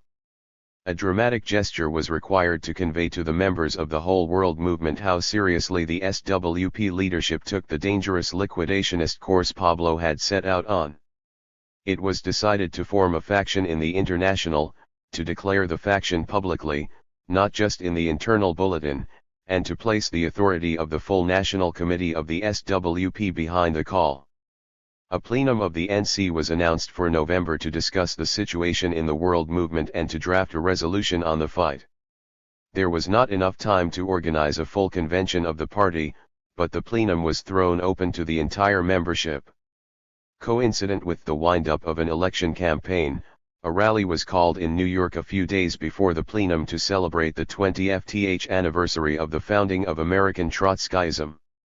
It was to show to the outside world and to the members of the party that the SWP remained convinced that it was possible to build a Leninist party in the United States and that it believed there was something to celebrate in the 25 years of party-building experience we had gone through since the expulsion of the Trotskyists from the Communist Party in 1928. The Cochranites boycotted the rally. Not one of their supporters attended. The first item of business of the plenum was the boycott. The leaders of the Cochrane-Clark grouping were suspended. The second point on the agenda was to approve an open letter to the World Trotskyist Movement, which was published in the November 16, 1953 issue of the Militant. The open letter did not propose a split in the International. It outlined the party's disagreements with Pablo, and then limited itself to two relatively restrained demands. It called for the formation of a public international faction to GHT Pabloism within the International, and it called for Pablo's removal as secretary of the International. The public faction was named the International Committee of the Fourth International. Such a move stepped deliberately beyond the norms of an ordinary internal discussion. But it was not a declaration of a split in the International and was never regarded as such by the participants in the November plenum. The split would come later, at the initiative of Pablo, at the World Congress of the Pablo faction in 1954. The Pablo faction, citing the formation of a public faction as grounds, expelled the supporters of the International Committee at its 1954 World Congress. The SWP, however, did not view the situation in the same way. The International Committee of the Fourth International, which the SWP was instrumental in founding, was not a rival Fourth International. The party regarded the International Committee as an international faction and did not read the Pabloites out of the Trotskyist move. 16. Meant. There were, of course, very sharp polemics and no concessions were made on Pablo's revision of basic Marxist principles. In practice there was little contact between the two wings of the International during the almost 10 years of split. In large part this was due to the witch hunt imposed by the American government. For a number of years it was impossible for party members to get passports to go anywhere outside the United States. The political committee assigned Joseph Hansen to attend the Fourth World Congress in 1954 to explain why the SWP had issued a public declaration against Pablo's line, but he was denied a passport and was unable to go. It was not until 1958 that Farrell Dobbs was able, for the first time since the split, to go to Europe and have discussions with both factions. Regular visits and discussions did not become possible until 1960. In the interim, two international factions existed in the Fourth International, the International Secretariat led by Pablo, Ernest Germain, Pierre Franck, and Livio Maton, and the International Committee of the Fourth International with which the SWP was in fraternal solidarity and which included the majority of the British and French Trotskyists led respectively by Gary Healy and by Blaib True-Lambert Lequesne. The world movement was about evenly split. The majority of the European sections went with Pablo except for Britain, France, and Switzerland. The Latin American Trotskyists were divided. The majority in Argentina, Chile, and Peru supported the International Committee. The pro-Pablo forces, headed by Posadas, had groupings in Argentina, Uruguay, Brazil, and a few other countries. The Bolivian section, which at the time of the split was the largest Latin American Trotskyist party, remained neutral and did not take part in the debate. The Ceylon section, while formally adhering to the International Secretariat, in practice followed the same course as the Bolivians. Most of the English-speaking groups, including the Canadian section, joined the International Committee, as did the Chinese Trotskyists in exile led by Peng Shuitse, and a scattering of small groups elsewhere. The majority of the International Committee, particularly the Socialist Workers' Party leadership, did not view the split as definitive, despite their strong opposition to the Pablo leadership, but saw it as a faction GHT in progress and left open what the final resolution of the dispute might be. Our experience with such GHTs in the past, particularly the examples of the Bolsheviks and Mensheviks or the evolution of the Shachtmanites after they left the Socialist Workers' Party in 1940, might have led some comrades to believe that the fundamental differences uncovered in the break with Pablo would prove unbridgeable and would grow deeper with time. In this case that was not so. The party observed a political retreat by the International Secretariat from the most extreme positions of conciliation with Stalinism almost from the moment of the split, despite the organizational reprisals taken against the supporters of the International Committee.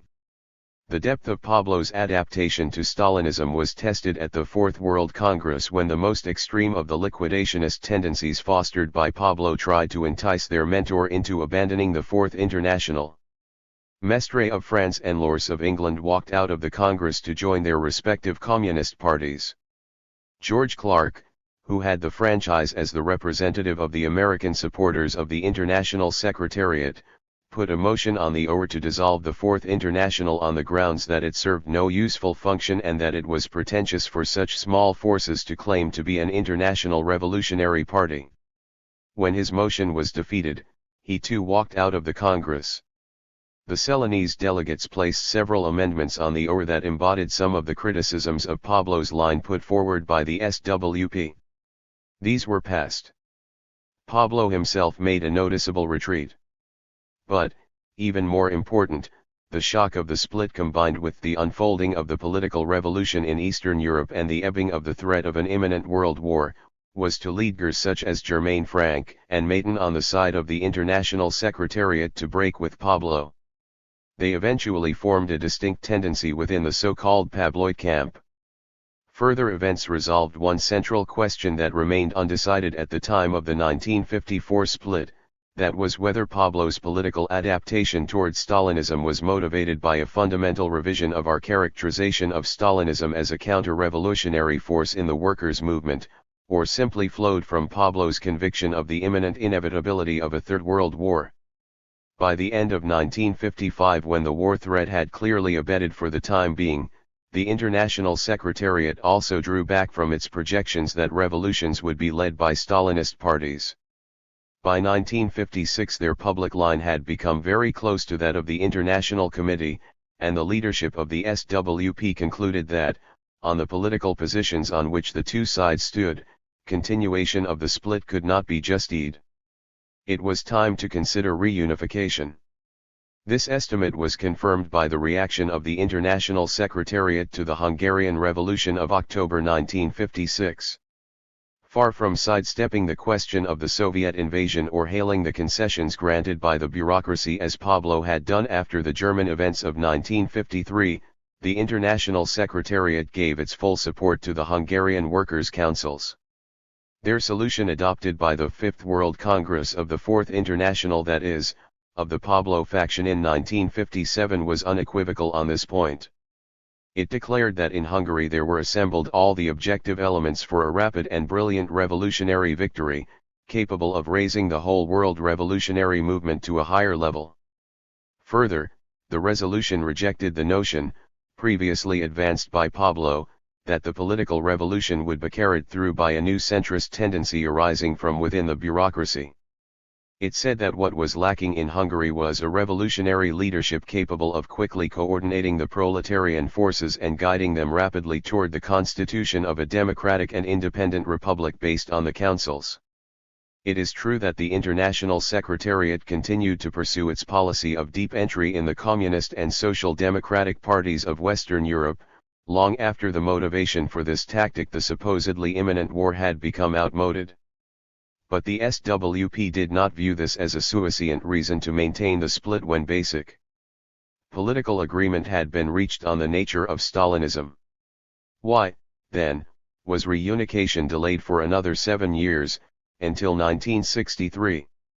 In fact, the split had set in motion centrifugal tendencies in both the International Secretariat and the International Committee that were moving away from the basic positions of Trotskyism, either in the direction of opportunist adaptation to reformist politics, or in the direction of sectarian abstention from real struggle.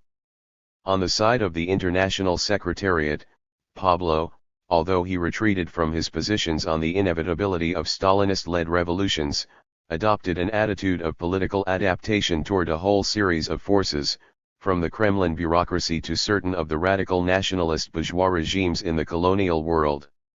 By the mid-1950s, Pablo represented only a minority tendency within the International Secretariat. He was opposed at all costs to reuniting with the forces of the International Committee and the SWP, and did everything he could to sabotage efforts in that direction. At the same time, a symmetrical phenomenon was taking place in the ranks of the International Committee. The split with Pablo had taken place over real questions of strategy and tactics for our epoch. The attitude the Fourth International should adopt toward mass movements led by reformist, Stalinist, or other non-Trotskyist forces, the possibility of building revolutionary Marxist parties to overturn capitalism, the kinds of demands that should be put forward to bridge the gap between our small revolutionary groups and the unorganized masses. The answers given to these questions by Pablo were wrong, but they were not the only possible wrong answers. Pablo sought a shortcut to the revolution through political adaptation to larger forces with non-revolutionary programs. Within the International Committee in the years of split there arose tendencies that sought to ensure themselves against such contamination through sectarian denunciation of every movement that was not explicitly Trotskyist. These currents were led by Pierre Lambert in France and the Socialist Labour League of Gary Healy in England, whose American supporters are now organized in the Workers' League of Tim Walforth. During the years when leaders of the SWP were unable to travel abroad, Healy and Lambert controlled direct dealings with the members of the International Secretariat. They sought by every means possible to obstruct and sabotage efforts at reunification. Healy in particular set a tone of virulent denunciation of the Pabloites in his press that made discussions of unification highly difficult, if not impossible. The SWP began to have differences with Healy and Lambert over the character of the colonial revolution. They were disposed to denounce as betrayers the leaders of any anti-imperialist struggle who were not dyed-in-the-wool Marxists. Trotskyists, of course, are always opposed to any reformist or pro-capitalist tendency even when it is engaged in a progressive struggle, but in the opinion of the SWP the weight of the party's intervention should be aimed at opposing imperialism and defending the right of self-determination of people who are struggling despite the inadequacy of their leadership. Healy and Lambert tended on the contrary to dismiss the importance of the whole post-war colonial revolution because it did not result in the creation of new workers' states outside of China, North Vietnam, and North Korea. The decisive test of the depth of these differences came with the Cuban Revolution of 1959. Although the Castroist July 26 movement had petty bourgeois origins and a program limited to bourgeois democratic reforms, under the pressure of imperialism and because of the extraordinary honesty and intransigence of the Cuban leadership, the revolution moved to the expropriation of capitalist property in the summer and fall of 1960. Both the SWP and the International Secretariat hailed the creation of a new workers' state in Cuba. Healy and Lambert rejected this view, characterizing Cuba as a state capitalist regime and denouncing Castro as just another Batista or Chiang Kai-shek. For the SWP this was the acid test, as Joseph Hansen called it in a document at the time. It was the measure of whether a self-proclaimed Trotskyist party could recognize a revolutionary reality or not. The victory of the Cuban Revolution and the common recognition of its nature and its importance provided a further common basis for a principled reunification of the two factions of the Fourth International. Healy, thinking to find fresh obstacles to reunification, actually facilitated the process. He proposed that the International Committee and the International Secretariat set up a parity committee to arrange discussions and decide on common projects. This was welcomed by both sides. The Parity Committee was set up and its existence of approximately 1 year paved the way for a principled reunification. However, the success of the work of the Parity Committee was not welcomed by Healy and Lambert. Healy, in particular, sought to slow down the process.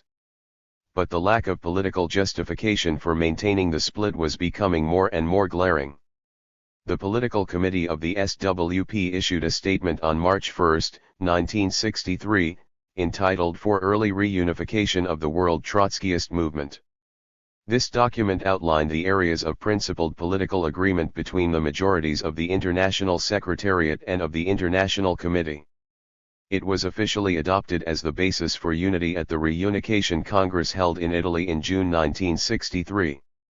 Inasmuch as Healy and Walforth have endlessly repeated since then that the reunification was carried out without a discussion and was an unprincipled capitulation to the Pabloites by the SWP, it is worth summarizing his document which Healy has never published or answered.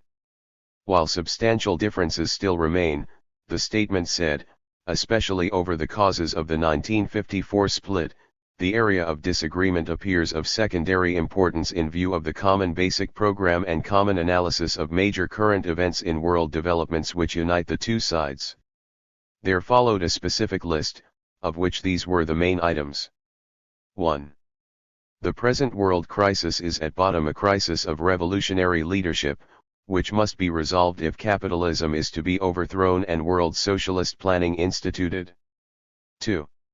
The delay in the world socialist revolution is due basically to the incapacity and betrayals of the social democratic and Stalinist leaderships of the working class movement. 3.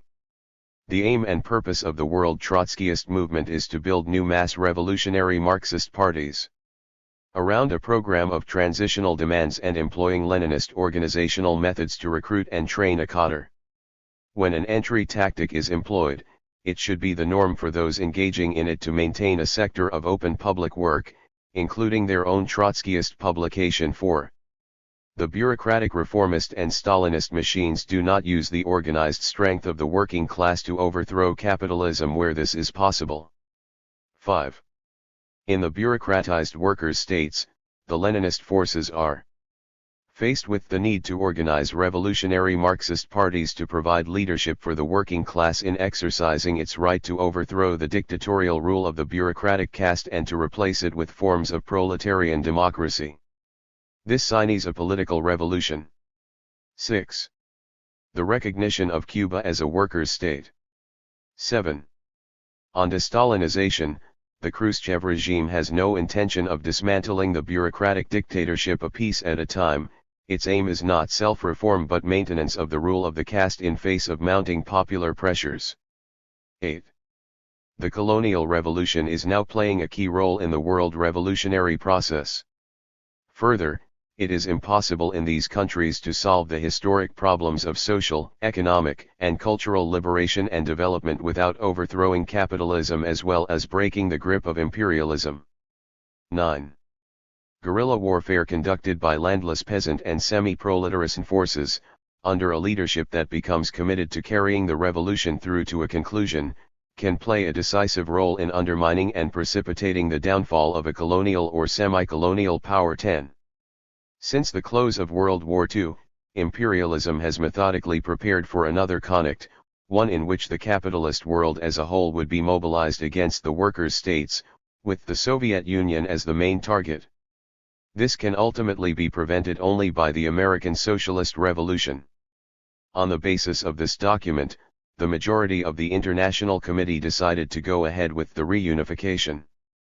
The Reunification Congress in 1963 set up a new leading body of the International, the United Secretariat, to supersede both the IS and the IC.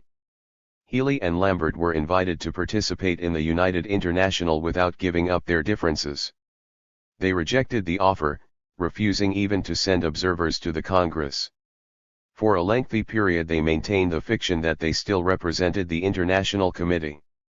This rump organization, dedicated to the task of reconstructing the Fourth International, went through a split of its own in the fall of 1971, when Lambert and Healy parted company over their respective estimates of the conduct of their ally in Bolivia, Guillermo Lora, in the events preceding the Banzer coup in August of that year.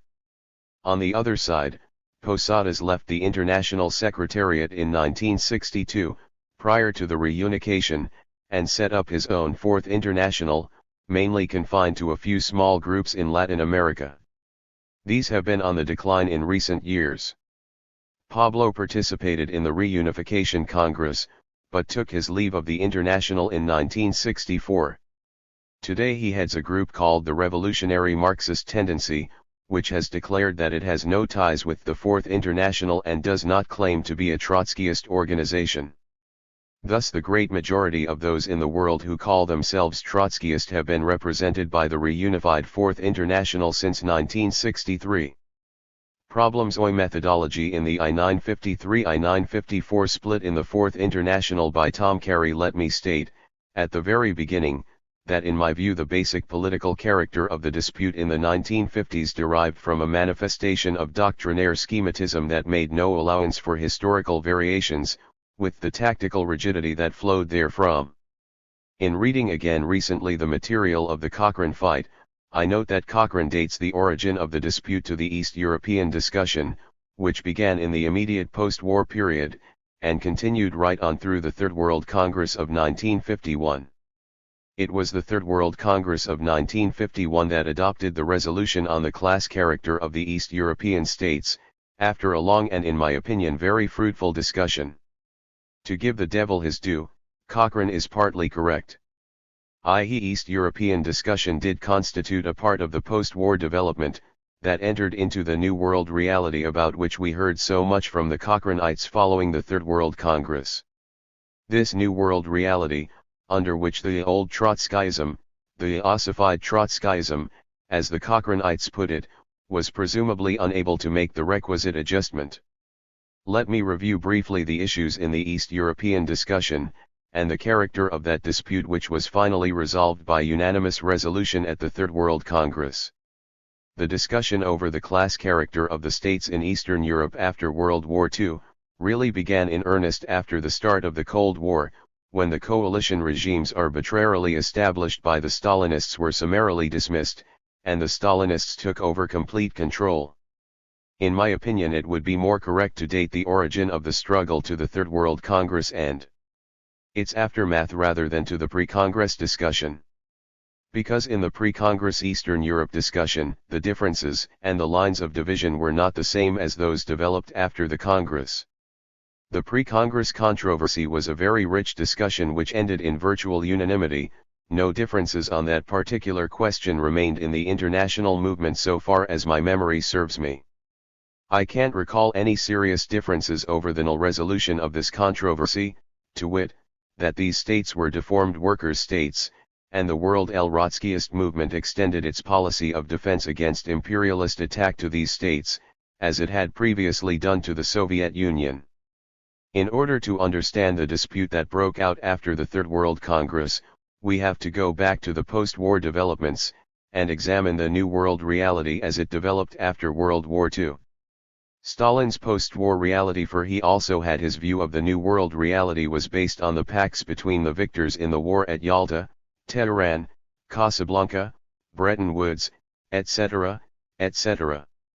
In a whole series of meetings, most of them secret, the victors carved out spheres of Inyans, parceled out the spoils of the war among themselves, and arranged for a division of the booty among the victorious partners in the military conflict. Eastern Europe was awarded to Stalin as Russia's sphere of Inyans, with the understanding that the states there were to be ruled by coalition governments. That was part of the understanding, part of the agreement. These governments, of course, rested upon capitalist property relations. In addition, coalition regimes were established in France and Italy. The Communist Party, which played a prominent role in partisan movement in France and the underground in Italy, was the only cohesive political force in those states after the defeat of Hitler and Mussolini. There was no other political force capable of preventing the Stalinists from taking power in Italy and France. They voluntarily surrendered power to these coalition regimes in deference to the pacts established by Stalin, Churchill, and Roosevelt. On the basis of these pacts, the Stalinists proclaimed that the world had entered a period of permanent peace, that there just wasn't going to be any more war. There was not going to be any more war, you see, because the Allies had so cemented their wartime relationship, had so artfully, adroitly, and sagaciously divided the world between themselves, had so bound themselves to honor their holy alliance for all time that war, as a means of resolving political, economic, and social conflict in the world, was ruled out forever. Stalin had already dissolved the Communist International in 1943 in deference to the war alliance, and to underscore Stalin's vision of the New World reality, the American Communist Party proceeded to dissolve itself. The dissolution of the American Communist Party was followed by a declaration that it was no longer necessary to have a Communist Party in the United States. And it really wasn't. For, if there was to be permanent peace in the world, if the Yalta and Tehran agreements superseded the class struggle on a world scale, then what possible use was there of a Communist Party in these United States of America? Instead, they spawned a communist political association and, of course, like the American Stalinists always did, they went one step further than Stalin. He proclaimed the epoch of permanent peace. With the class struggle being supplanted by Stalin's peaceful coexistence, the American Stalinists began hooping it up for a permanent no-strike pledge. That is, they called upon the Imians in this country to enter into agreements with the employers, committing themselves to a no-strike policy, not only for the period of the agreements, but forever, if you please. In the National Maritime Union, in which we had a number of members at the time, I recall that the question arose, if there are going to be no strikes, and if there is going to be eternal peace and perpetual harmony between employers and employees, then what purpose, what possible function would the union perform? Well, that didn't faze the Stalinists' hucksters. One of their pitchmen wrote an article which was printed in Collier's magazine, titled, "Readin', Writin', and No Strikin'." Its main point was that the National Maritime Union was being converted from a union engaging in struggles with the employers for wages, hours, and working conditions to a union that taught readin', writin', and no strikin'. Yes, not exactly the 3 R's, but the next thing to it, the 2 R's and an S. I'm not pulling your leg. You can look it up in Collier's magazine in 1945, 1946, somewhere around that time. Like the Communist Party, the unions were to be converted into educational institutions, to teach the masses the joys of peaceful coexistence. Well, it wasn't long before this glittering coexistence bubble burst, i.e. inherent contradictions between the two incompatible systems soon engendered controversy and conflict which quickly erupted into fierce antagonisms. In Greece, a revolution erupted which was strangled by the Stalinists because, you see, Greece had been allotted to Britain's sphere of influence in China. They tried by hook and by crook to seduce Chiang Kai-shek into a coalition regime, but he would have no part of it. So, civil war raged in China. In Vietnam, the Vietnamese had begun the resistance which soon erupted in revolutionary war against French imperialism. I.e. revolutionary flame blazed earthly in the whole colonial world. The masses were in revolt, and the imperialists placed the blame at the door of the Kremlin. Incorrectly so. Stalin did his damnedest to dampen the conflagration where he couldn't douse it completely. But the mass movements were too sweeping, too all-embracing, to be easily contained. So Stalin's erstwhile partners decided to put a little heat on him. The amiable Winston Churchill came over here at the invitation of Hiroshima Harry. In collaboration with Truman, he made a speech in Fulton, Missouri, about the Iron Curtain, the famous Iron Curtain speech, which ushered in the period of the Cold War. Churchill's Fulton, Missouri, Cold War speech was followed by the launching of the Marshall Plan, the plan to rehabilitate, refurbish, and re-establish the tottering capitalist structure in Europe and on a world scale. 20. U.S. imperialism emerged from the war as the bulwark of the entire capitalist world order. It had a monopoly on the atom bomb. Practically all the gold in the world was owing into Fort Knox. Washington had at its disposal the most powerful military establishment the world had ever seen. Economically, Washington and Wall Street were supreme. All of their capitalist rivals had been crushed during the war, victors as well as vanquished. British imperialism, an ally, emerged from the war in very shaky condition. French imperialism was tottering. Italian capitalism and Japanese imperialism existed only by the grace of Wall Street and Washington handouts. The United States was the one big power in the world that was maintaining capitalism as a world system. And it had the atom bomb to back up its hegemony. It was this Cold War offensive of Anglo-American imperialism that impelled the Soviet Union to resort to defensive measures to preserve the positions it had won. And one of these measures was the dismissal of Stalin's coalition regimes in Eastern Europe. I say dismissal advisedly. I don't want to dignify Stalin's phony coalition regimes by using the word overturn. There was nothing to overturn. The Soviet army had occupied these territories. These coalition regimes were arbitrarily put into power. They had no base in the population, no army or police force of their own. All it took was a little flick of the wrist by the Red Army generals and they were gone. They disappeared virtually overnight. It was this event, that is, the elimination of these coalition regimes, that sparked an accelerated discussion over the class character of the East European states. The question was then posed, what kind of states are these? Before, under the Popular Front-type coalition regimes which maintained capitalist property relations and capitalist property forms, there was really very little controversy. We designated them as basically capitalist regimes. Or, somewhat ambiguously, as transitional regimes. But now, With Stalin's capitalist partners thrown out of the governments, and with steps taken toward nationalizing property and moving toward Soviet property forms, the question was once again raised of the class character of these states. If you recall, Trotsky had said that in the event of a war, in the event of Red Army occupation of territory contiguous to Russia, failure on the part of the Soviet Union to assimilate this area into the Soviet state and to establish the same property forms as existed in the Soviet Union, would sharply pose the question of the class character of the Soviet Union. We had often used the analogy of the Napoleonic Wars. Napoleon was compelled, in his military conquest of Europe, to impose upon those states he conquered the economic and political forms established by the French Revolution. For feudal Europe that meant capitalism. So, Trotsky argued, the Stalinists would be compelled, by virtue of the property forms and property relations established by the October Revolution, to export, in quotation marks, revolutions to those states occupied by the Soviet Army. There was no question in the case of the Baltic states, Estonia, Lithuania, Latvia. Those states were assimilated into the structure of the Soviet Union. Property relations were Sovietized or socialized, and capitalist property forms were eliminated when they became part of the Union of Soviet Socialist Republics. This was not done in Eastern Europe. This did not happen in the case of the Eastern European countries.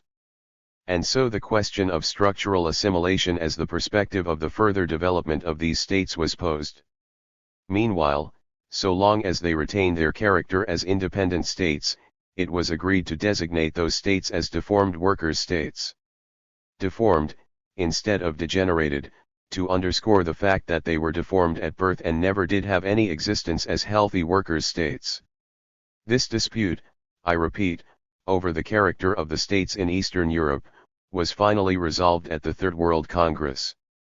The resolution of the Third World Congress, printed in the November-December 1951 issue of Fourth Internationale beginning on page 198, on the class character of Eastern Europe, was called Class Nature of Eastern Europe, that resolved the dispute over this question.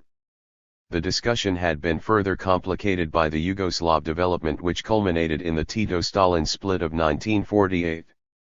Yugoslavia, seeking to promote a Danubian federation, that is a federation of the Balkan states, in order to establish a base for socialist planning on a much more adequate scale, met with the fierce resistance of Stalin. The Kremlin's interest was better served by keeping those states atomized. To discourage the project, Stalin attempted in his own gentle way to discipline Tito. But he soon found he got more than he bargained for. Tito had come to power on the basis of a surging revolutionary movement, different than that of the other Eastern European states. During the invasion of Yugoslavia by Germany, a civil war had developed in which the Stalinist forces under Tito led the partisan movement against Hitler and against the Chetniks, a bourgeois nationalist movement. The partisans emerged victorious and took the power. After an extremely abbreviated experiment with S coalition government, Tito proceeded to oust the capitalist representatives and established a workers' state. Stalin, differences with Yugoslavia led to a tremendous campaign against Tito by the entire Stalinist world apparatus. From Tito the hero, he was dubbed Tito the traitor. So far did they go, that they even elevated him to rank with Trotsky, the devil incarnate in the lexicon of Stalinist demonology. But the Yugoslavs stood up against Stalin and his whole bloody gang. They maintained their power and emerged as an independent entity in Eastern Europe. This was the first rift in the Stalinist post-war monolith. It indicated some of the problems created for the Kremlin when national Stalinist parties shook loose from the Soviet bureaucracy, and established their independence on the basis of control of their own national state. We later saw the explosive character of these problems in the Polish uprising in Poznan, in Hungary in 1956, and later in Czechoslovakia. And the end is not yet. The Stalin-Tito conflict erupted in 1948. In 1949 we had the Chinese Revolution, and in the same year the Soviets tested their nuclear weapon. And then, in 1950, the Korean 21 war erupted. It soon led to the first serious post-war world confrontation when MacArthur marched the American troops to the Yalu River. It appeared as the initial stage of an invasion of China. An American attack on China would inevitably involve the Soviet Union. It seemed as though the world was teetering on the brink of World War III. But a third world war of a distinctly unique character. Both the previous world wars were inter-imperialist wars. This coming war, when it broke out, could not possibly be an inter-imperialist war, but a war of the capitalist powers against the countries of the Soviet bloc. And so it took on both the character of a military holocaust and a world-class conflict. It was this, the dual character of the threatened war, that served as the axis for the elaboration of the political line at the Third World Congress. If, today, you read the Third World Congress documents in the light of subsequent historical development, they sound a bit weird, but they didn't at the time. The major THIRD-World Congress documents proceeded from the premise that war was on the order of the day, that war was imminent, that war was inevitable, not as an historical prognosis but as an immediate perspective. A leading Cochranite, I recall, writing in the Militant, even predicted the date on which war would break out. The month of June 1953, was to witness the actual doomsday. This was the atmosphere in which the Third World Congress took place. It was to be war sui generis, subsumed under the thesis of war revolution. That is, according to the doomsday blueprint, the outbreak of a military conflict would ignite from its inception the sharpest eruption of the class struggle. The war would spark the proletarian revolution, if not immediately, then very soon after its outbreak. Let me quote George Clark, one of the leaders of the Cochranite group, who was then editor of Fourth International L, in an editorial in the World Congress issue entitled, A Milestone in Internationalism. Here's what Clark had to say. The epoch our own under consideration by the recent Congress of the International Trotskyist movement marks the last phase of this decline, when wars and revolutions are being telescoped into one cataclysmic struggle, yes, into the final conflict between proletariat and bourgeoisie, between capitalism and socialism. According to prophesy, this was to be the null conflict, this the Armageddon, this the apocalypse. And so you can readily imagine Clark's dismay when he received a whole number of amendments to the resolution from the American Party. We never learned until several years later that Clark, our representative in Europe at the time, had received our amendments but did not submit them. In 1953 we were informed by Clark himself that he had burned them. He, our representative, never submitted them at all, but later boasted he had burned them. Let me quote Michel Pablo, the main reporter at the Third World Congress. His report was published under the title, World Trotskyism Rearns. The Congress line was trumpeted as no less than a fundamental rearmament of the world Trotskyist movement. Pablo affirms, and I quote, with the Korean War, capitalism has entered upon a more precise and a more accelerated military and political preparation of a new world war, an armaments economy. Subordination of plans and ideas to military needs. New bases and alliances. B. This war is directed by imperialism against the USSR, the people's democracies, China, the colonial revolution, the international revolutionary movement. C. It is being prepared in a relationship of forces unfavorable to imperialism, which in all probability will remain unfavorable for some years to come. Imperialism having proved itself incapable of realizing the optima conditions for the unleashing of the war and its victorious conclusion. D.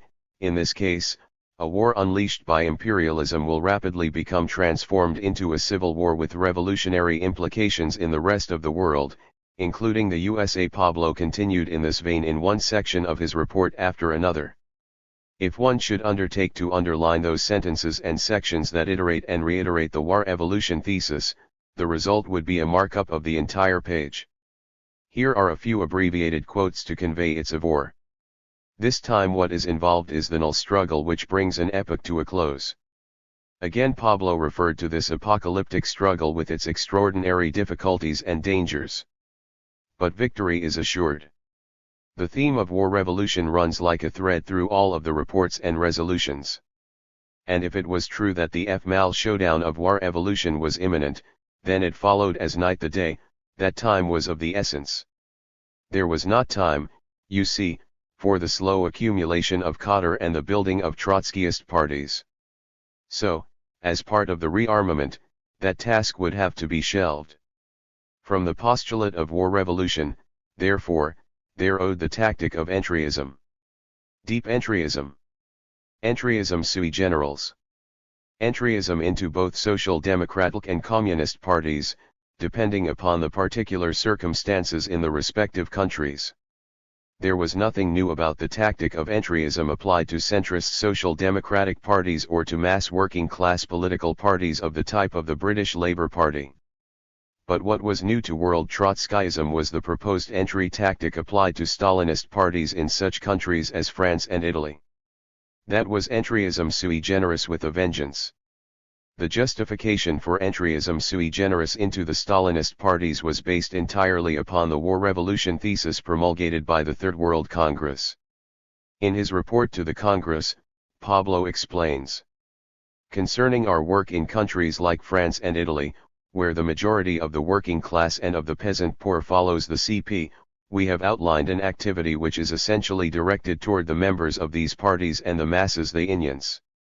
And this obliges me, in view of the discussion and the disagreements which have broken out on this question especially in the French organization, to deal with the more general subject of our present attitude toward the workers and masses still under the influence of Stalinism.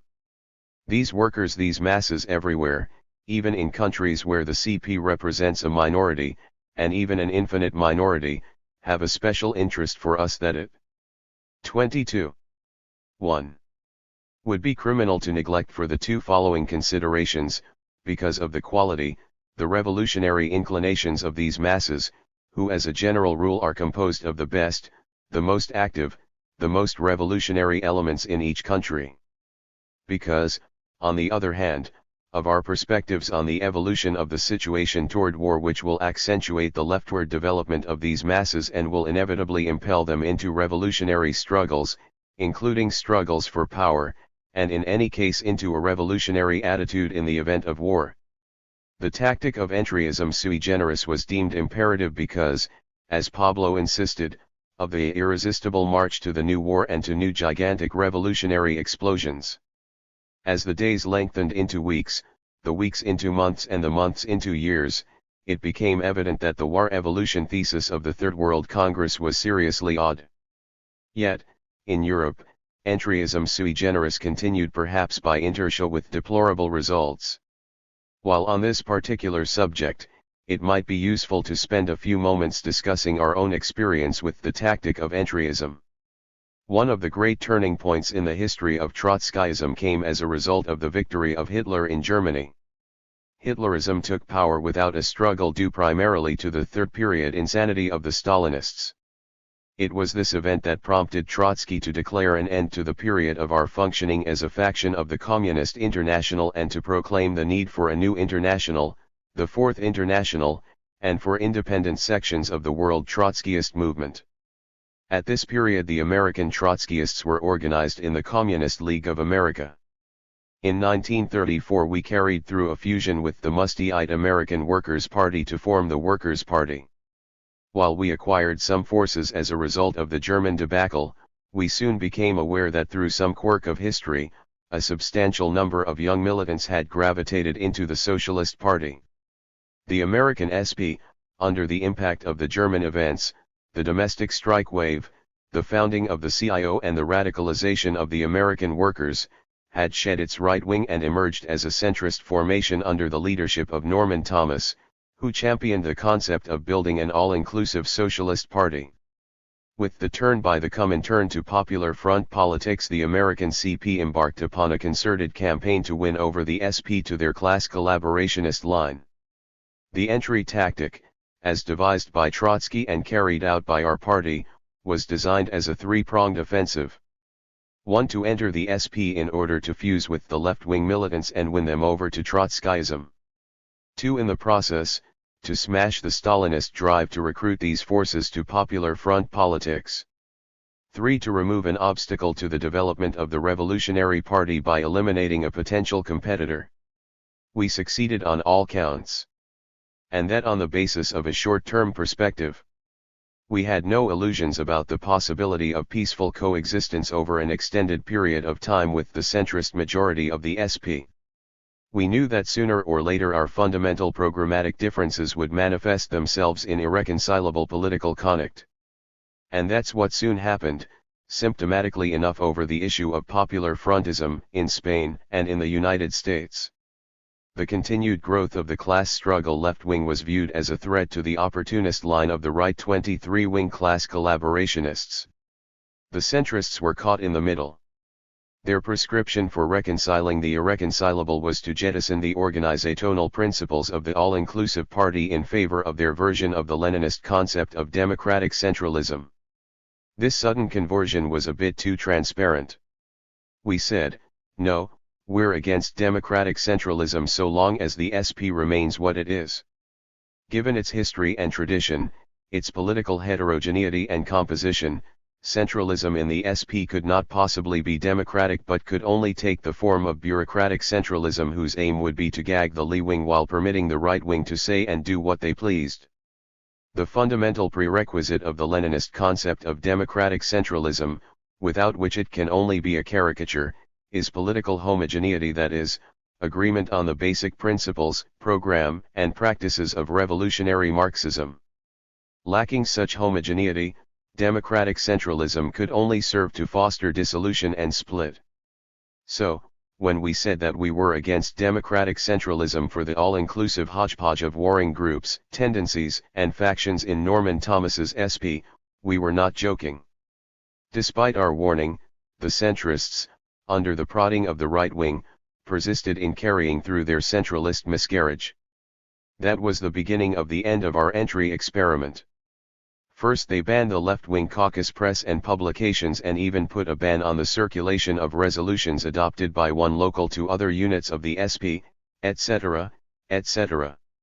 The democratic centralism gambit of the centrists accelerated the split and led to the formation, in 1938, of the Socialist Workers' Party.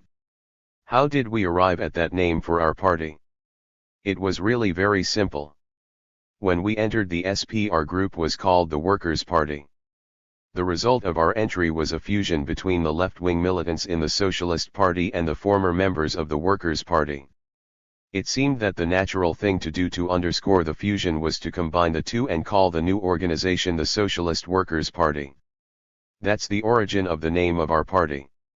So much for what may seem like a digression from our subject, but is, I think, an experience with instructive lessons for the present. So that there would be no misunderstanding, Pablo insisted that entryism sui generis would in no way resemble the entry tactic of the 1930s. For one thing, he dismissed the very idea that there might develop splits in the various communist parties. As he and his supporters foresaw the development, under the impact of war evolution, the communist parties as a whole would move to the left, toward a revolutionary position. The premise was for war revolution encompassing the entire globe, with victory in the end going to those arrayed in the anti-capitalist camp.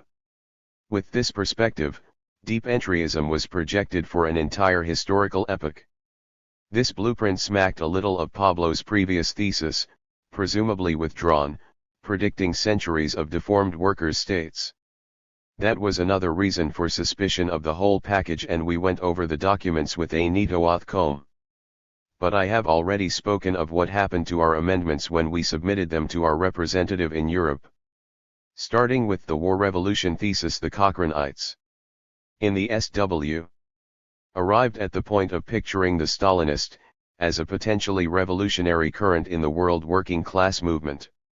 Too impatient to wait for the predicted war revolution to materialize, they proceeded as though it was already a fact and began to act accordingly. It was this aspect of the dispute that invested the controversy with such bitterness after it broke into the open upon Clark's return from Europe. This, plus the knowledge that the Cochranite formation was an unprincipled bloc. It was common knowledge that the Cochrane wing had no illusions about Stalinism and even less inclination to move into that orbit. To the contrary, Cochrane and his cohorts were beguiled by an altogether different vista. They gravitated toward the Ruther wing of the Union bureaucracy. That was their pole of attraction. What the Cochrane wing had in common with the pro-Stalinist Clark-Bartel wing was that both were oriented toward the liquidation of the party. When they splintered soon after they were expelled from the SWP, they split into their two component parts. Another factor that contributed to the bitterness of the faction struggle was the surreptitious role played by Pablo and his collaborators in Europe.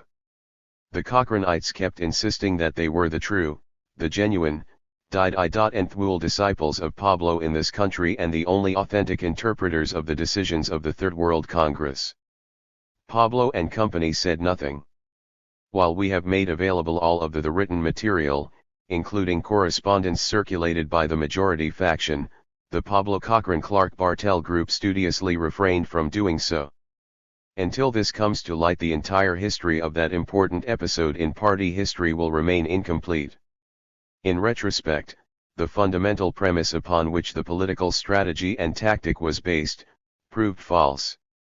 The tactic of deep entryism and its derivative Stalinist conciliationism came a cropper. Nevertheless, deep entryism was continued long after the war revolution thesis had been consigned to the limbo of political oddities. We learned an important lesson from this experience, and we learned it the hard way. Beware of doomsday politics and the tactics that owe therefrom. Always leave room for historical developments and variations that have not been foreseen. All we can do, at best, is establish certain tendencies of development. It is possible to establish definite trends, likely courses of development, probable lines of development, in the prognosis. But we have got to leave open the possible intervention of unforeseen factors which may require change and alteration in our tactics to conform to change and alteration in the historical development. I want to end this lecture with a few general observations. As you all know, there is a discussion going on right now in the world movement.